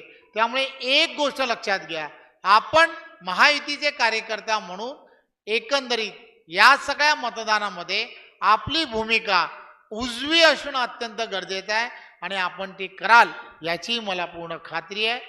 20 तारखेपर्यंत या मतदारसंघामध्ये धनुष्यबाण हे चिन्ह आपण लोकांपर्यंत पोहोचवणं, सामान्य जनतेपर्यंत पोहोचवा, मतदारांपर्यंत पोहोचवा. बूथवरती ही आपण सर्वांनी आपल्या मतदारांना मतदान धनुष्यबाणावरती करायचं आहे.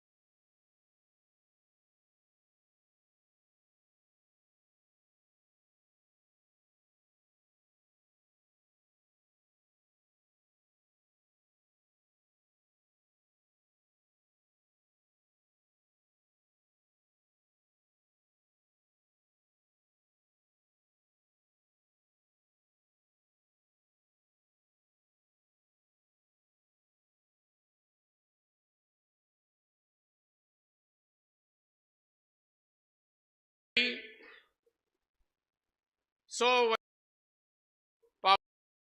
पावशीचा सरपंच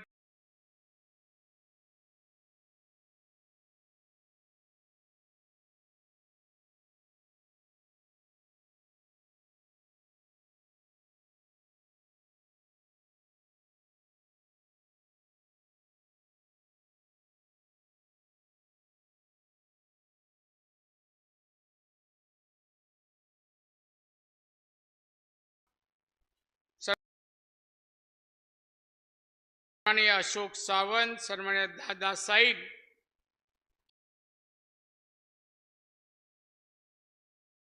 सर्व मान्यवर पदाधिकारी,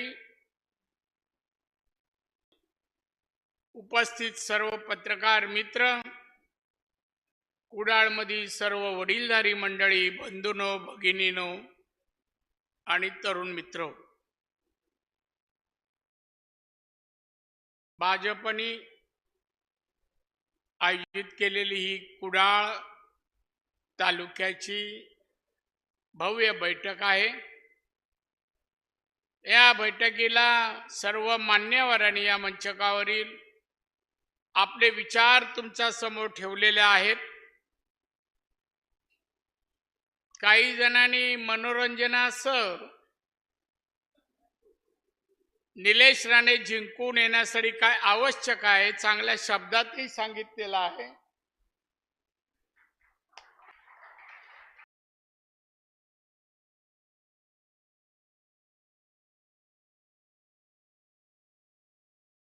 सध्या राजकारणामध्ये फारच झळकतोय. प्रत्येक विरोधी पक्षाच्या नेत्यांच्या तोंडी कुठेही भाषणाला उभे राहिले तर सिंधुदुर्ग जिल्ह्याचा संदर्भ येतो, नेत्याचा संदर्भ येतो. सिंधुदुर्ग जिल्हा गेले काही वर्ष सर्वांगीण विकासाकडे वाटचाल करतोय याची जाणीव तुम्हा सर्वांनाही असेल. यापूर्वी 90 सालीचा हा जिल्हा, तेव्हाची लोकांची आर्थिक परिस्थिती आणि आता असलेल्या लोकांची परिस्थिती हे तुम्ही सर्व जाणता.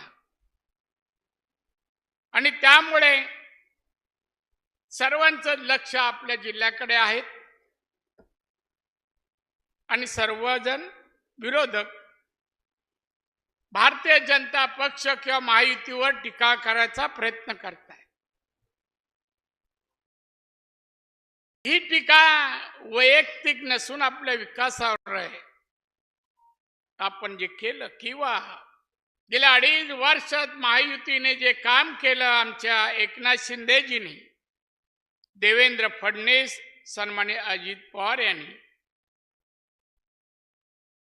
नवीन नवीन योजना आणल्या, लोकहिताच्या, लोककल्याणाच्या सर्वकष योजना आणल्या, ते त्यांना सहन होत नाहीये आणि म्हणून ही टीका आहे. ज्येष्ठ नेते महाराष्ट्राचे शरद पवार पण याला अपवाद नाही. 83-84 वय साहेबांचं. त्यांनी केला होता दौरा, कोकणाचा आले होते.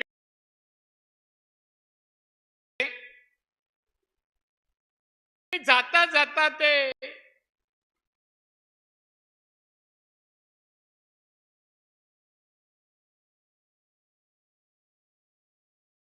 इथला पाहून असह्य झाल्याने त्यांनी काही टीकाही केली, वैयक्तिक टीका केली,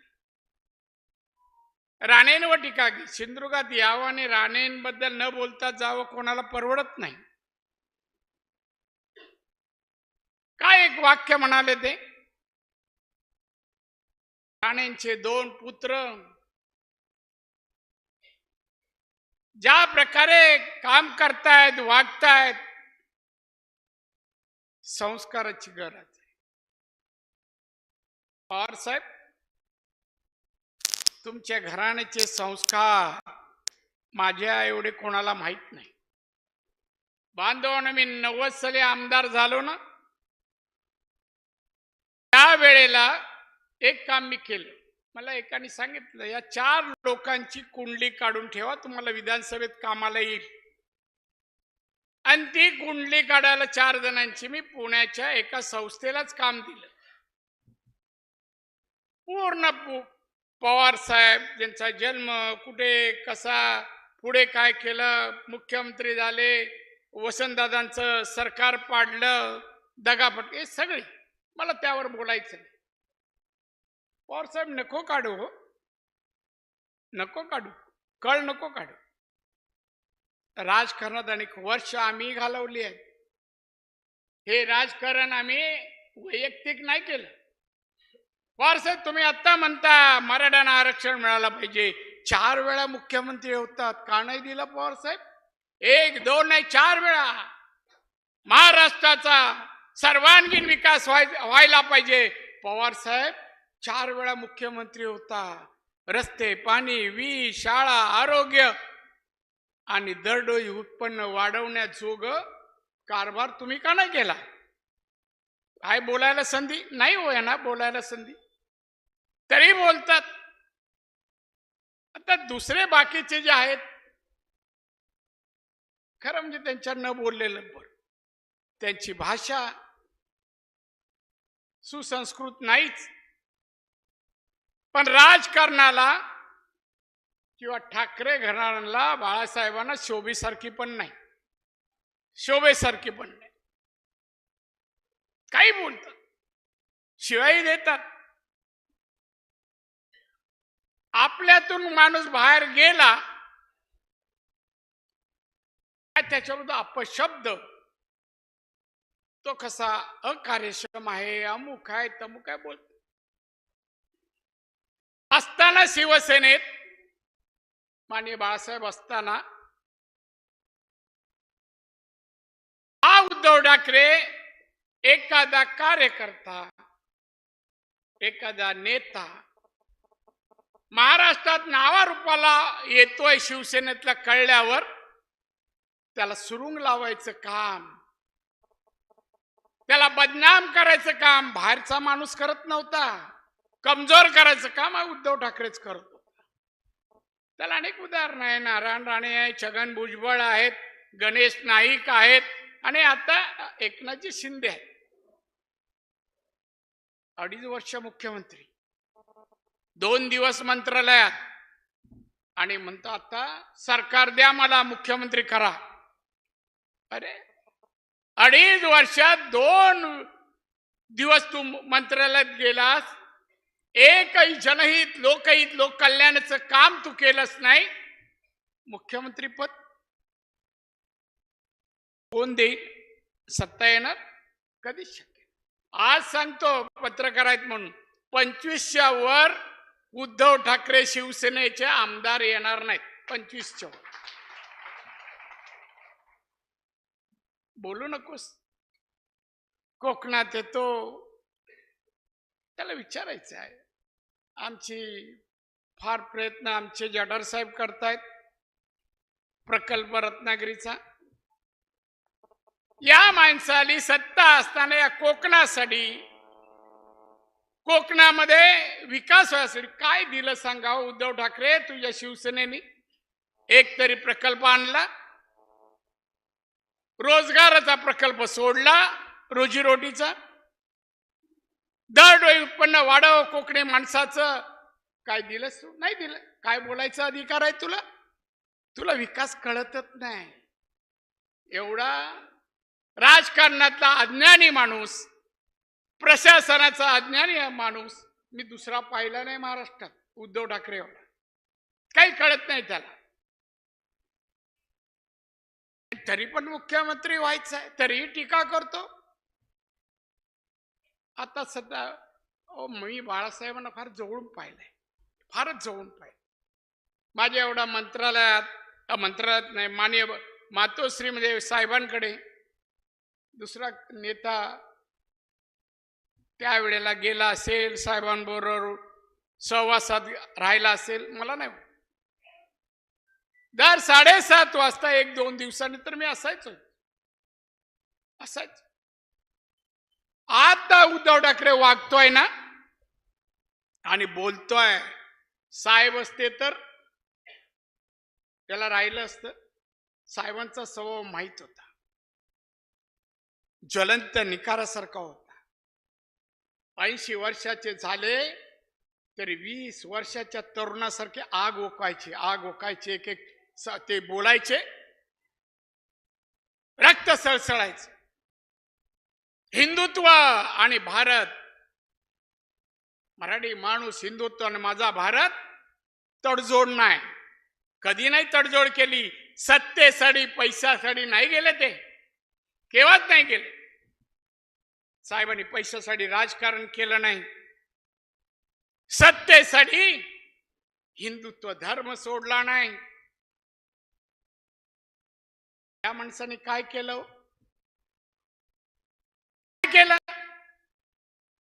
शरद पवारने एक तुकडा टाकला समोर, ओ उद्धवजी तुम्हाला चला मुख्यमंत्री देतो. उडी मारली आणि झाले मुख्यमंत्री. बाळासाहेब असते तर शक्य होतं का? नाही. हा उद्धव शिवसेनेत असताना, साहेबांचा पुत्र असताना, जेव्हा शिवसेनेची सत्ता आली, मनोहर जोशी आणि त्यानंतर नारायण राणेला साहेबांनी मुख्यमंत्री केलं. याला नाही केलं हो, की ह्याची कुवत माहिती ती साहेबांना, पुत्र असूनही कुवत माहिती होती. काही यायचं नाही, अजूनही काही येत नाही ना. प्रशासन विकास महाराष्ट्राचा माहित त्याला. अनेक वाक्य, परवा एक वाक्य बोललं एका ठिकाणी, शिवसेना या पक्षाचा हा प्रमुख बाळासाहेबांचा पुत्र एका सभेला म्हणतो, काय म्हणाला? अहो सोसायटीमध्ये तुम्हाला जर परवानगी द्यायची असेल, बकरी ईदला द्यायची नसेल तर कंदीला दिवाळीची उतरवा. मला बाळासाहेब आठवले, गोळ्या घातल्या असते याला असं बोलल्यावर. खरं सांगतो, एवढे कडवड होते बाळासाहेब. काही गोष्टी सांगण्यासारख्या नाही साहेबांच्या, ज्या मायाशी बोलताना सांगायचे. असा माणूस हिंदुत्व पणाला लावून मुख्यमंत्री झाला माणूस. मराठी माणसाच्या न्याय हक्क शिवसेनेचा जन्म झाला. आम्ही 18 वर्षाच्या आत होतो, फक्त मराठी माणसांना शिवसेना न्याय देणार. आम्ही गेलो 16ची 18 वर्ष करून सभासद झालो की मराठी माणूस या महाराष्ट्राच्या भूमीत, शिवछत्रपतींच्या भूमीत त्यांचा विकास होईल, स्वाभिमाने जगतील. लोक कल्याणकारी राज्य शिवबानी जे निर्माण केलं तसं माननीय बाळासाहेब आम्ही झालो. आता यांचे पुत्र, सांगा मला, मुख्यमंत्री असताना त्यांनी दिलेल्या बिल्डरना जागा उद्धवजी जाहीर कर रे, त्यात मराठी किती? 1% तरी. लालबाग परतच्या जागा दिलेल्या बघा.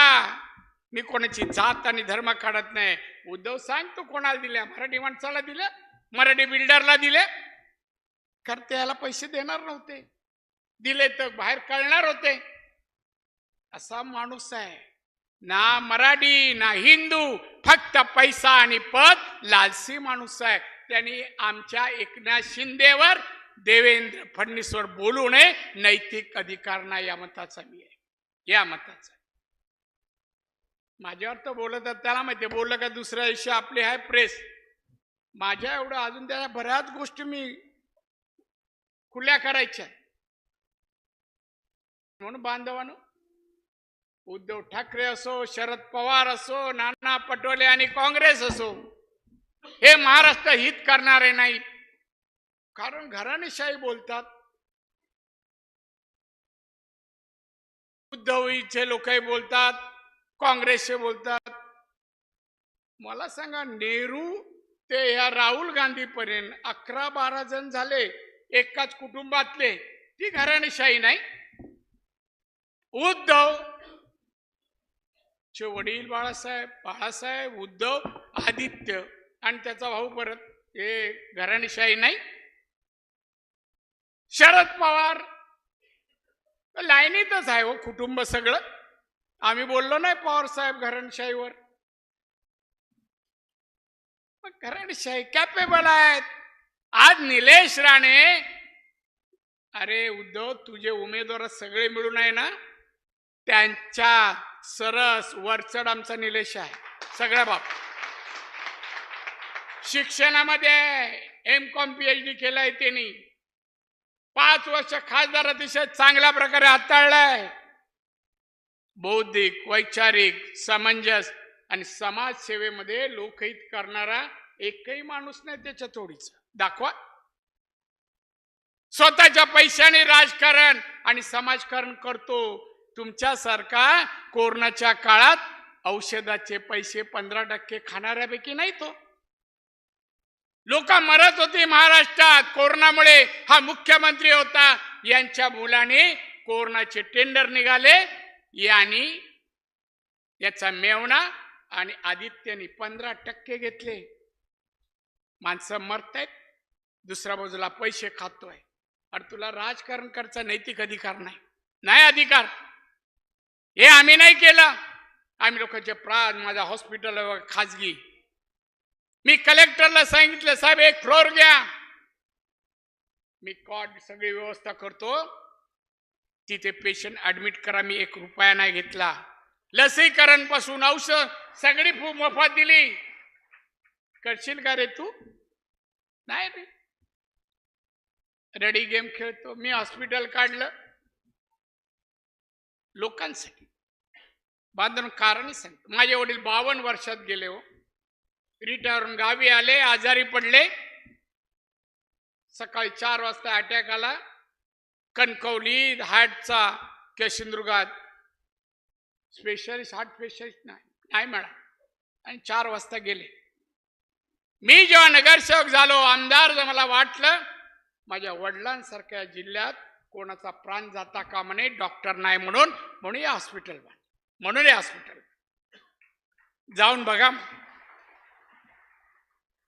गरीबाला पैसे नसतील तरी उपचार फुकट करतो. तातो सीताराम ट्रस्ट मधून आरोग्य आणि शिक्षणाला पैसे आमदार झाल्यापासून मी देतोय. दाखव रे विधायक कार्य. या काँग्रेसमध्ये सोनिया गांधींच्या, या शरद पवारांच्या राष्ट्रवादीमध्ये, उद्धवच्या शिवसेनेमध्ये एकाने कॉलेज काढलं, शाळा काढली, बालवाडी काढली, हॉस्पिटल काढलं, एखादी स्पोर्ट क्लब काढून खेळाडू तयार केले. असं एक विधायक क्रीडा कोणत्या क्षेत्रातलं एक काम सांगाव या वैभवनी आहे ना. त्यांनी पेलवानाचं एक मैदान तरी काढायला पाहिजे होतं.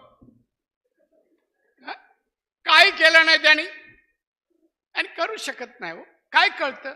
जाऊ दे हो, आपण विषयावर. 10 वर्ष आमदार दिलं, कोणाला पाडलं? नारायण राणेला. महाराष्ट्राचा मुख्यमंत्री होतो, 10-12 खाती महाराष्ट्राची त्या अगोदर त्यांनी मंत्री म्हणून सांभाळली आहेत. त्याचा कुडाळ मालूम पराभव होतो आणि हा बिनडोक्याचा माणूस येतो, 10 वर्षात एकही शब्द विधानसभेत जिल्ह्याच्या प्रश्नाबद्दल, महाराष्ट्राच्या प्रश्नाबद्दल कधी बोलला नाही. आता पाकिट फिरवतोय. पाकिट हे घ्या पण मला मत द्या. किती मोठं पाकिट असलं तरी निलेशच्या नावलौकिकाची एवढी किंमत पण तुझ्या त्या पाकिटाची येणार नाही. एवढं नाही. निलेश वागणं असो काय, जे काय काम बघा. खरं म्हणजे तुम्हाला वाटलं होतं माझ्यानंतर निलेश मुंबईत उद्योगधंदा करेल वगैरे, मला वाटलं होतं, पण नाही. माझ्या पाठोपाठ पुढे झालात. मी बोललो कोकणात मी येतो. माझ्या मागे फिरत होता. माझं काम, कार्य, लोकांशी संपर्क तो पाहत होता आणि माझ्या बाप सवा बेटा असं काम त्यांनी गेल्या 4 वर्षात या भागात करून बांधव. चांगला लोकप्रतिनिधी मिळणं हा एक नशिबाचा भाग, मिळवणं हा विकासाचा एक भाग आहे. तुमचा विकास व्हायचा असेल, प्रगती व्हायची असेल, गोरगरिबाला न्याय मिळायचा असेल तर तुम्हाला तसा आमदार पाहिजे. लोकहित, लोक कल्याण, सेवाभावी वृत्तीचा जो आता महायुतीने तुम्हाला दिलाय, महायुतीने दिलाय. बांधवांनो, सगळ्यांनी प्रत्येक मतदारापर्यंत जा. मला 27,000 मतं जास्त पडले, मी तुमचे आभार मानतो. एक वाक्य आता याच्या अगोदर उच्चारलं, बाप सवाय बेटा. असं जर रिझल्ट तुम्हाला द्यायचा असेल तर 54,000 तरी विजय मिळाला पाहिजे. 54. त्याहीपेक्षा जास्त दिलात. मी दीर्घ आयुष्य, उत्तम आरोग्य, माझ्या मतदारांचे आभार मानी त्यांना प्रार्थना करेन त्यांच्यासाठी. पण हा जिल्हा फार निसर्गरम्य आहे, मला फार आवडतो. मी देशभर फिरलोय, आता मंत्रीच होतो. लोकही प्रेमाळ आहे, जिंकूनही देतात, अजून काय करतात ते बोलत नाही. आणि म्हणून तुम्ही आता उरले दिवस, तुम्ही लोकसभेला जी मतं जिथे पडली नाहीत, 200 लीड असेल, 100 विरोधकांना पडली, ती का काम त्यांनी काहीच केलं नाही आणि आतापर्यंत केलं नाही, ती 100 विरोधकांना जाऊ नये, 10 जाऊ नये. म्हणून सर्व मतं आपल्याला मिळाली पाहिजे, निलेश राणेंना मिळाली पाहिजे. हे उद्यापासूनचे प्रयत्न 13 दिवस करा तुम्ही. नाहीतर माझ्या वेळेत झालं तसं, दादा निवडून येणार, बिनधास्त येणार, असं करू. एक निवडणूक आणि युद्ध जिंकल्याशिवाय, जाहीर झाल्याशिवाय थांबायचं नसतं. निवडणूक अधिकाऱ्यांनी घोषित करत नाही निलेश राणे विजय झाले तोपर्यंत तुमचं काम संपत नाही. भारताच्या सीमेवर युद्ध चालू झालं, जोपर्यंत तिकडे आपला समोरचा कोणी असो, चीन असो, पाकिस्तान, शस्त्र खाली ठेवून हरले म्हणून घोषित होत नाही, लढाई चालू राहते. तुमची या महाराष्ट्रात लोक कल्याणकारी हा महाराष्ट्र घडण्यासाठी छत्रपती शिवाजी महाराजांचा हा महाराष्ट्र एक लोक कल्याणकारी व्हावा. आमचे एकनाथ शिंदे मुख्यमंत्री, देवेंद्र अजित पवार यांचा प्रवास आहे. 2.5 तास मुख्यमंत्री राहिलेला उद्धव आणि 2.5 तास न झोपणारा आमचा एकनाथ शिंदे, फरक आहे हो. याला अपवाद रवी चव्हाण पण नाहीत. कधी पण दिवस असो रात्री चालतच असतात. आज सांगा, त्यांनी पालकमंत्री म्हणून दुसरा कोण आला असता का हो? डोंबिवली मतदारसंघ तो सोडून मी पालकमंत्री आहे, तिथे लोकांना भेटावं, माझे सहकारी उमेदवारांना जिंकून आणावं या हेतूने ते आले. त्या हेतूने ते उमेदवार तिकडे, प्रचार आपल्या पक्षाच्या उमेदवारांचा, हा मनाचा मोठेपणा आणि पक्षाची निष्ठा इथे निष्ठा. मी त्यांना माझं भाषण संपवण्यापूर्वी सन्मान एकनाथ आपल्या रवी चव्हाण यांना या निवडणीस भरघोष मताने ते निवडून यावे अशा मी शुभेच्छा यावे. हा माझा एकट्याचा नाही, इथे जेवढे आमचे उभे इथे जमलेले बांधव, भगिनी, माता आणि मित्र आहेत त्यांच्या वतीने शुभेच्छा आहे चव्हाण साहेब. आणि म्हणून बांधवांनो, हा जिल्हा आपल्याला अतिशय विकसित करायचा आहे. पर्यटन मी जाहीर केलं 97ला आणि एक वेगळी दिशा या जिल्ह्याला मिळाली आहे. भारताच्या नकाशावर पर्यटन जिल्हा एकमेव आपला आहे.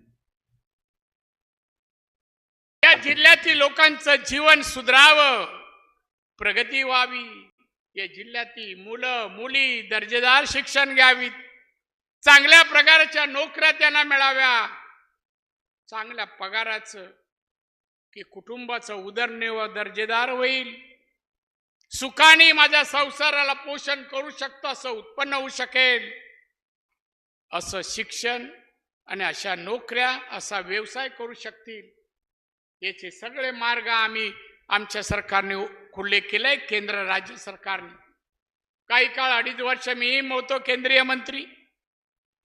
तुम्हाला माहिती आहे कोण कोणते प्रकल्प आणले, महिलांसाठी, पुरुषांसाठी, तेही चालू राहणार आहे. आणि म्हणून पर्यटना जिल्हा करत असताना त्याचबरोबर शिक्षण दर्जा वाढावा, सुधारावा, इथे टेक्निकल शिक्षण तरुणांना मिळावं म्हणून या ओरसला टेक्निकल सेंटर पण आपण काम सुरू केलंय. शिक्षणाचा दर्जा तुम्ही बघा, आता पूर्वी बघा, आता बा 10वी 12वीला 8 ते 12 पर्यंत मुलं मेरिट लिस्ट मध्ये येतात. आपल्याकडे मेरिट लिस्ट मध्ये येतात, अभिमानाची गोष्ट आहे. ही प्रगती आपण केली. रस्ते बघा, टँकर मुक्त आपला जिल्हा आहे. आरोग्य व्यवस्था बघा, खाजगी मध्ये बघा, इंजिनियर कॉलेज पण आहे. याला इंजिनियर व्हायचं आहे, डॉक्टर व्हायचं आहे, जे काय व्हायचं आहे इथे सरकारने सगळं सुविधा उपलब्ध केल्यात. लोकांना सांगा, लोकांना विनंती करा, कृपया मत वाया घालू नका. पडणाऱ्या उमेराला नको, विजयी तुम्हाला अभिमान वाटला पाहिजे. निलेश राणेंना मत दिलं, ते विजयी झाले, याचा अभिमान मतदारांना वाटावं, यासाठी मतदान करायला पाहिजे. आणि म्हणून तुम्हाला विनंती करतो सर्वांना, निलेश राणे माझा मित्र आहे, पुत्र म्हणून मी प्रचार करायला आलो नाही. एक कर्तृत्ववान मुलगा म्हणून आपलं कर्तव्य बाप सवाय बेटा असं करून दाखवेल. यासाठी त्याच्यासाठी आपल्या मुलाची ओळख जी मला आहे ती तुम्हाला सांगावी, तुमचा विश्वास बसावा आणि तुम्ही भरघोष मतांनी त्याला निवडून द्याल एवढी अपेक्षा करतो बंधू भगिनीनो मातानो. आणि तुम्ही ते कराल अशी आशा व्यक्त करतोय मी आणि माझं मनोगत इथे थांबवतोय. तुम्हा सर्वांना दीर्घ आयुष्य आणि उत्तम आरोग्य माझ्या रामेश्वराने द्यावं प्रार्थना करतोय. परत एकदा आमच्या रवी चव्हाण प्रचंड मताने विजयी व्हावे अशी अपेक्षा व्यक्त करून रजा घेतो. जय हिंद, जय महाराष्ट्र. धन्यवाद सन्माननीय दादा. आपले विचार आम्हा सगळ्यांसाठी नेहमीच प्रेरणादायी असतात आणि आजच्या या सभेच्या निमित्ताने आपण सर्वांना या ठिकाणी मार्गदर्शन केले. आपल्याला एक विनंती आहे की आपल्या हस्ते आमच्या सर्व कुडाळ आणि मालवणच्या भारतीय जनता पार्टीच्या वतीने सन्मान निलेश राणे साहेब यांचा एक पुष्पगुच्छ देऊन या ठिकाणी सत्कारावं असं सन्माननीय जिल्हाध्यक्ष प्रभाकर सावंत यांची या ठिकाणी आपल्याला विनंती.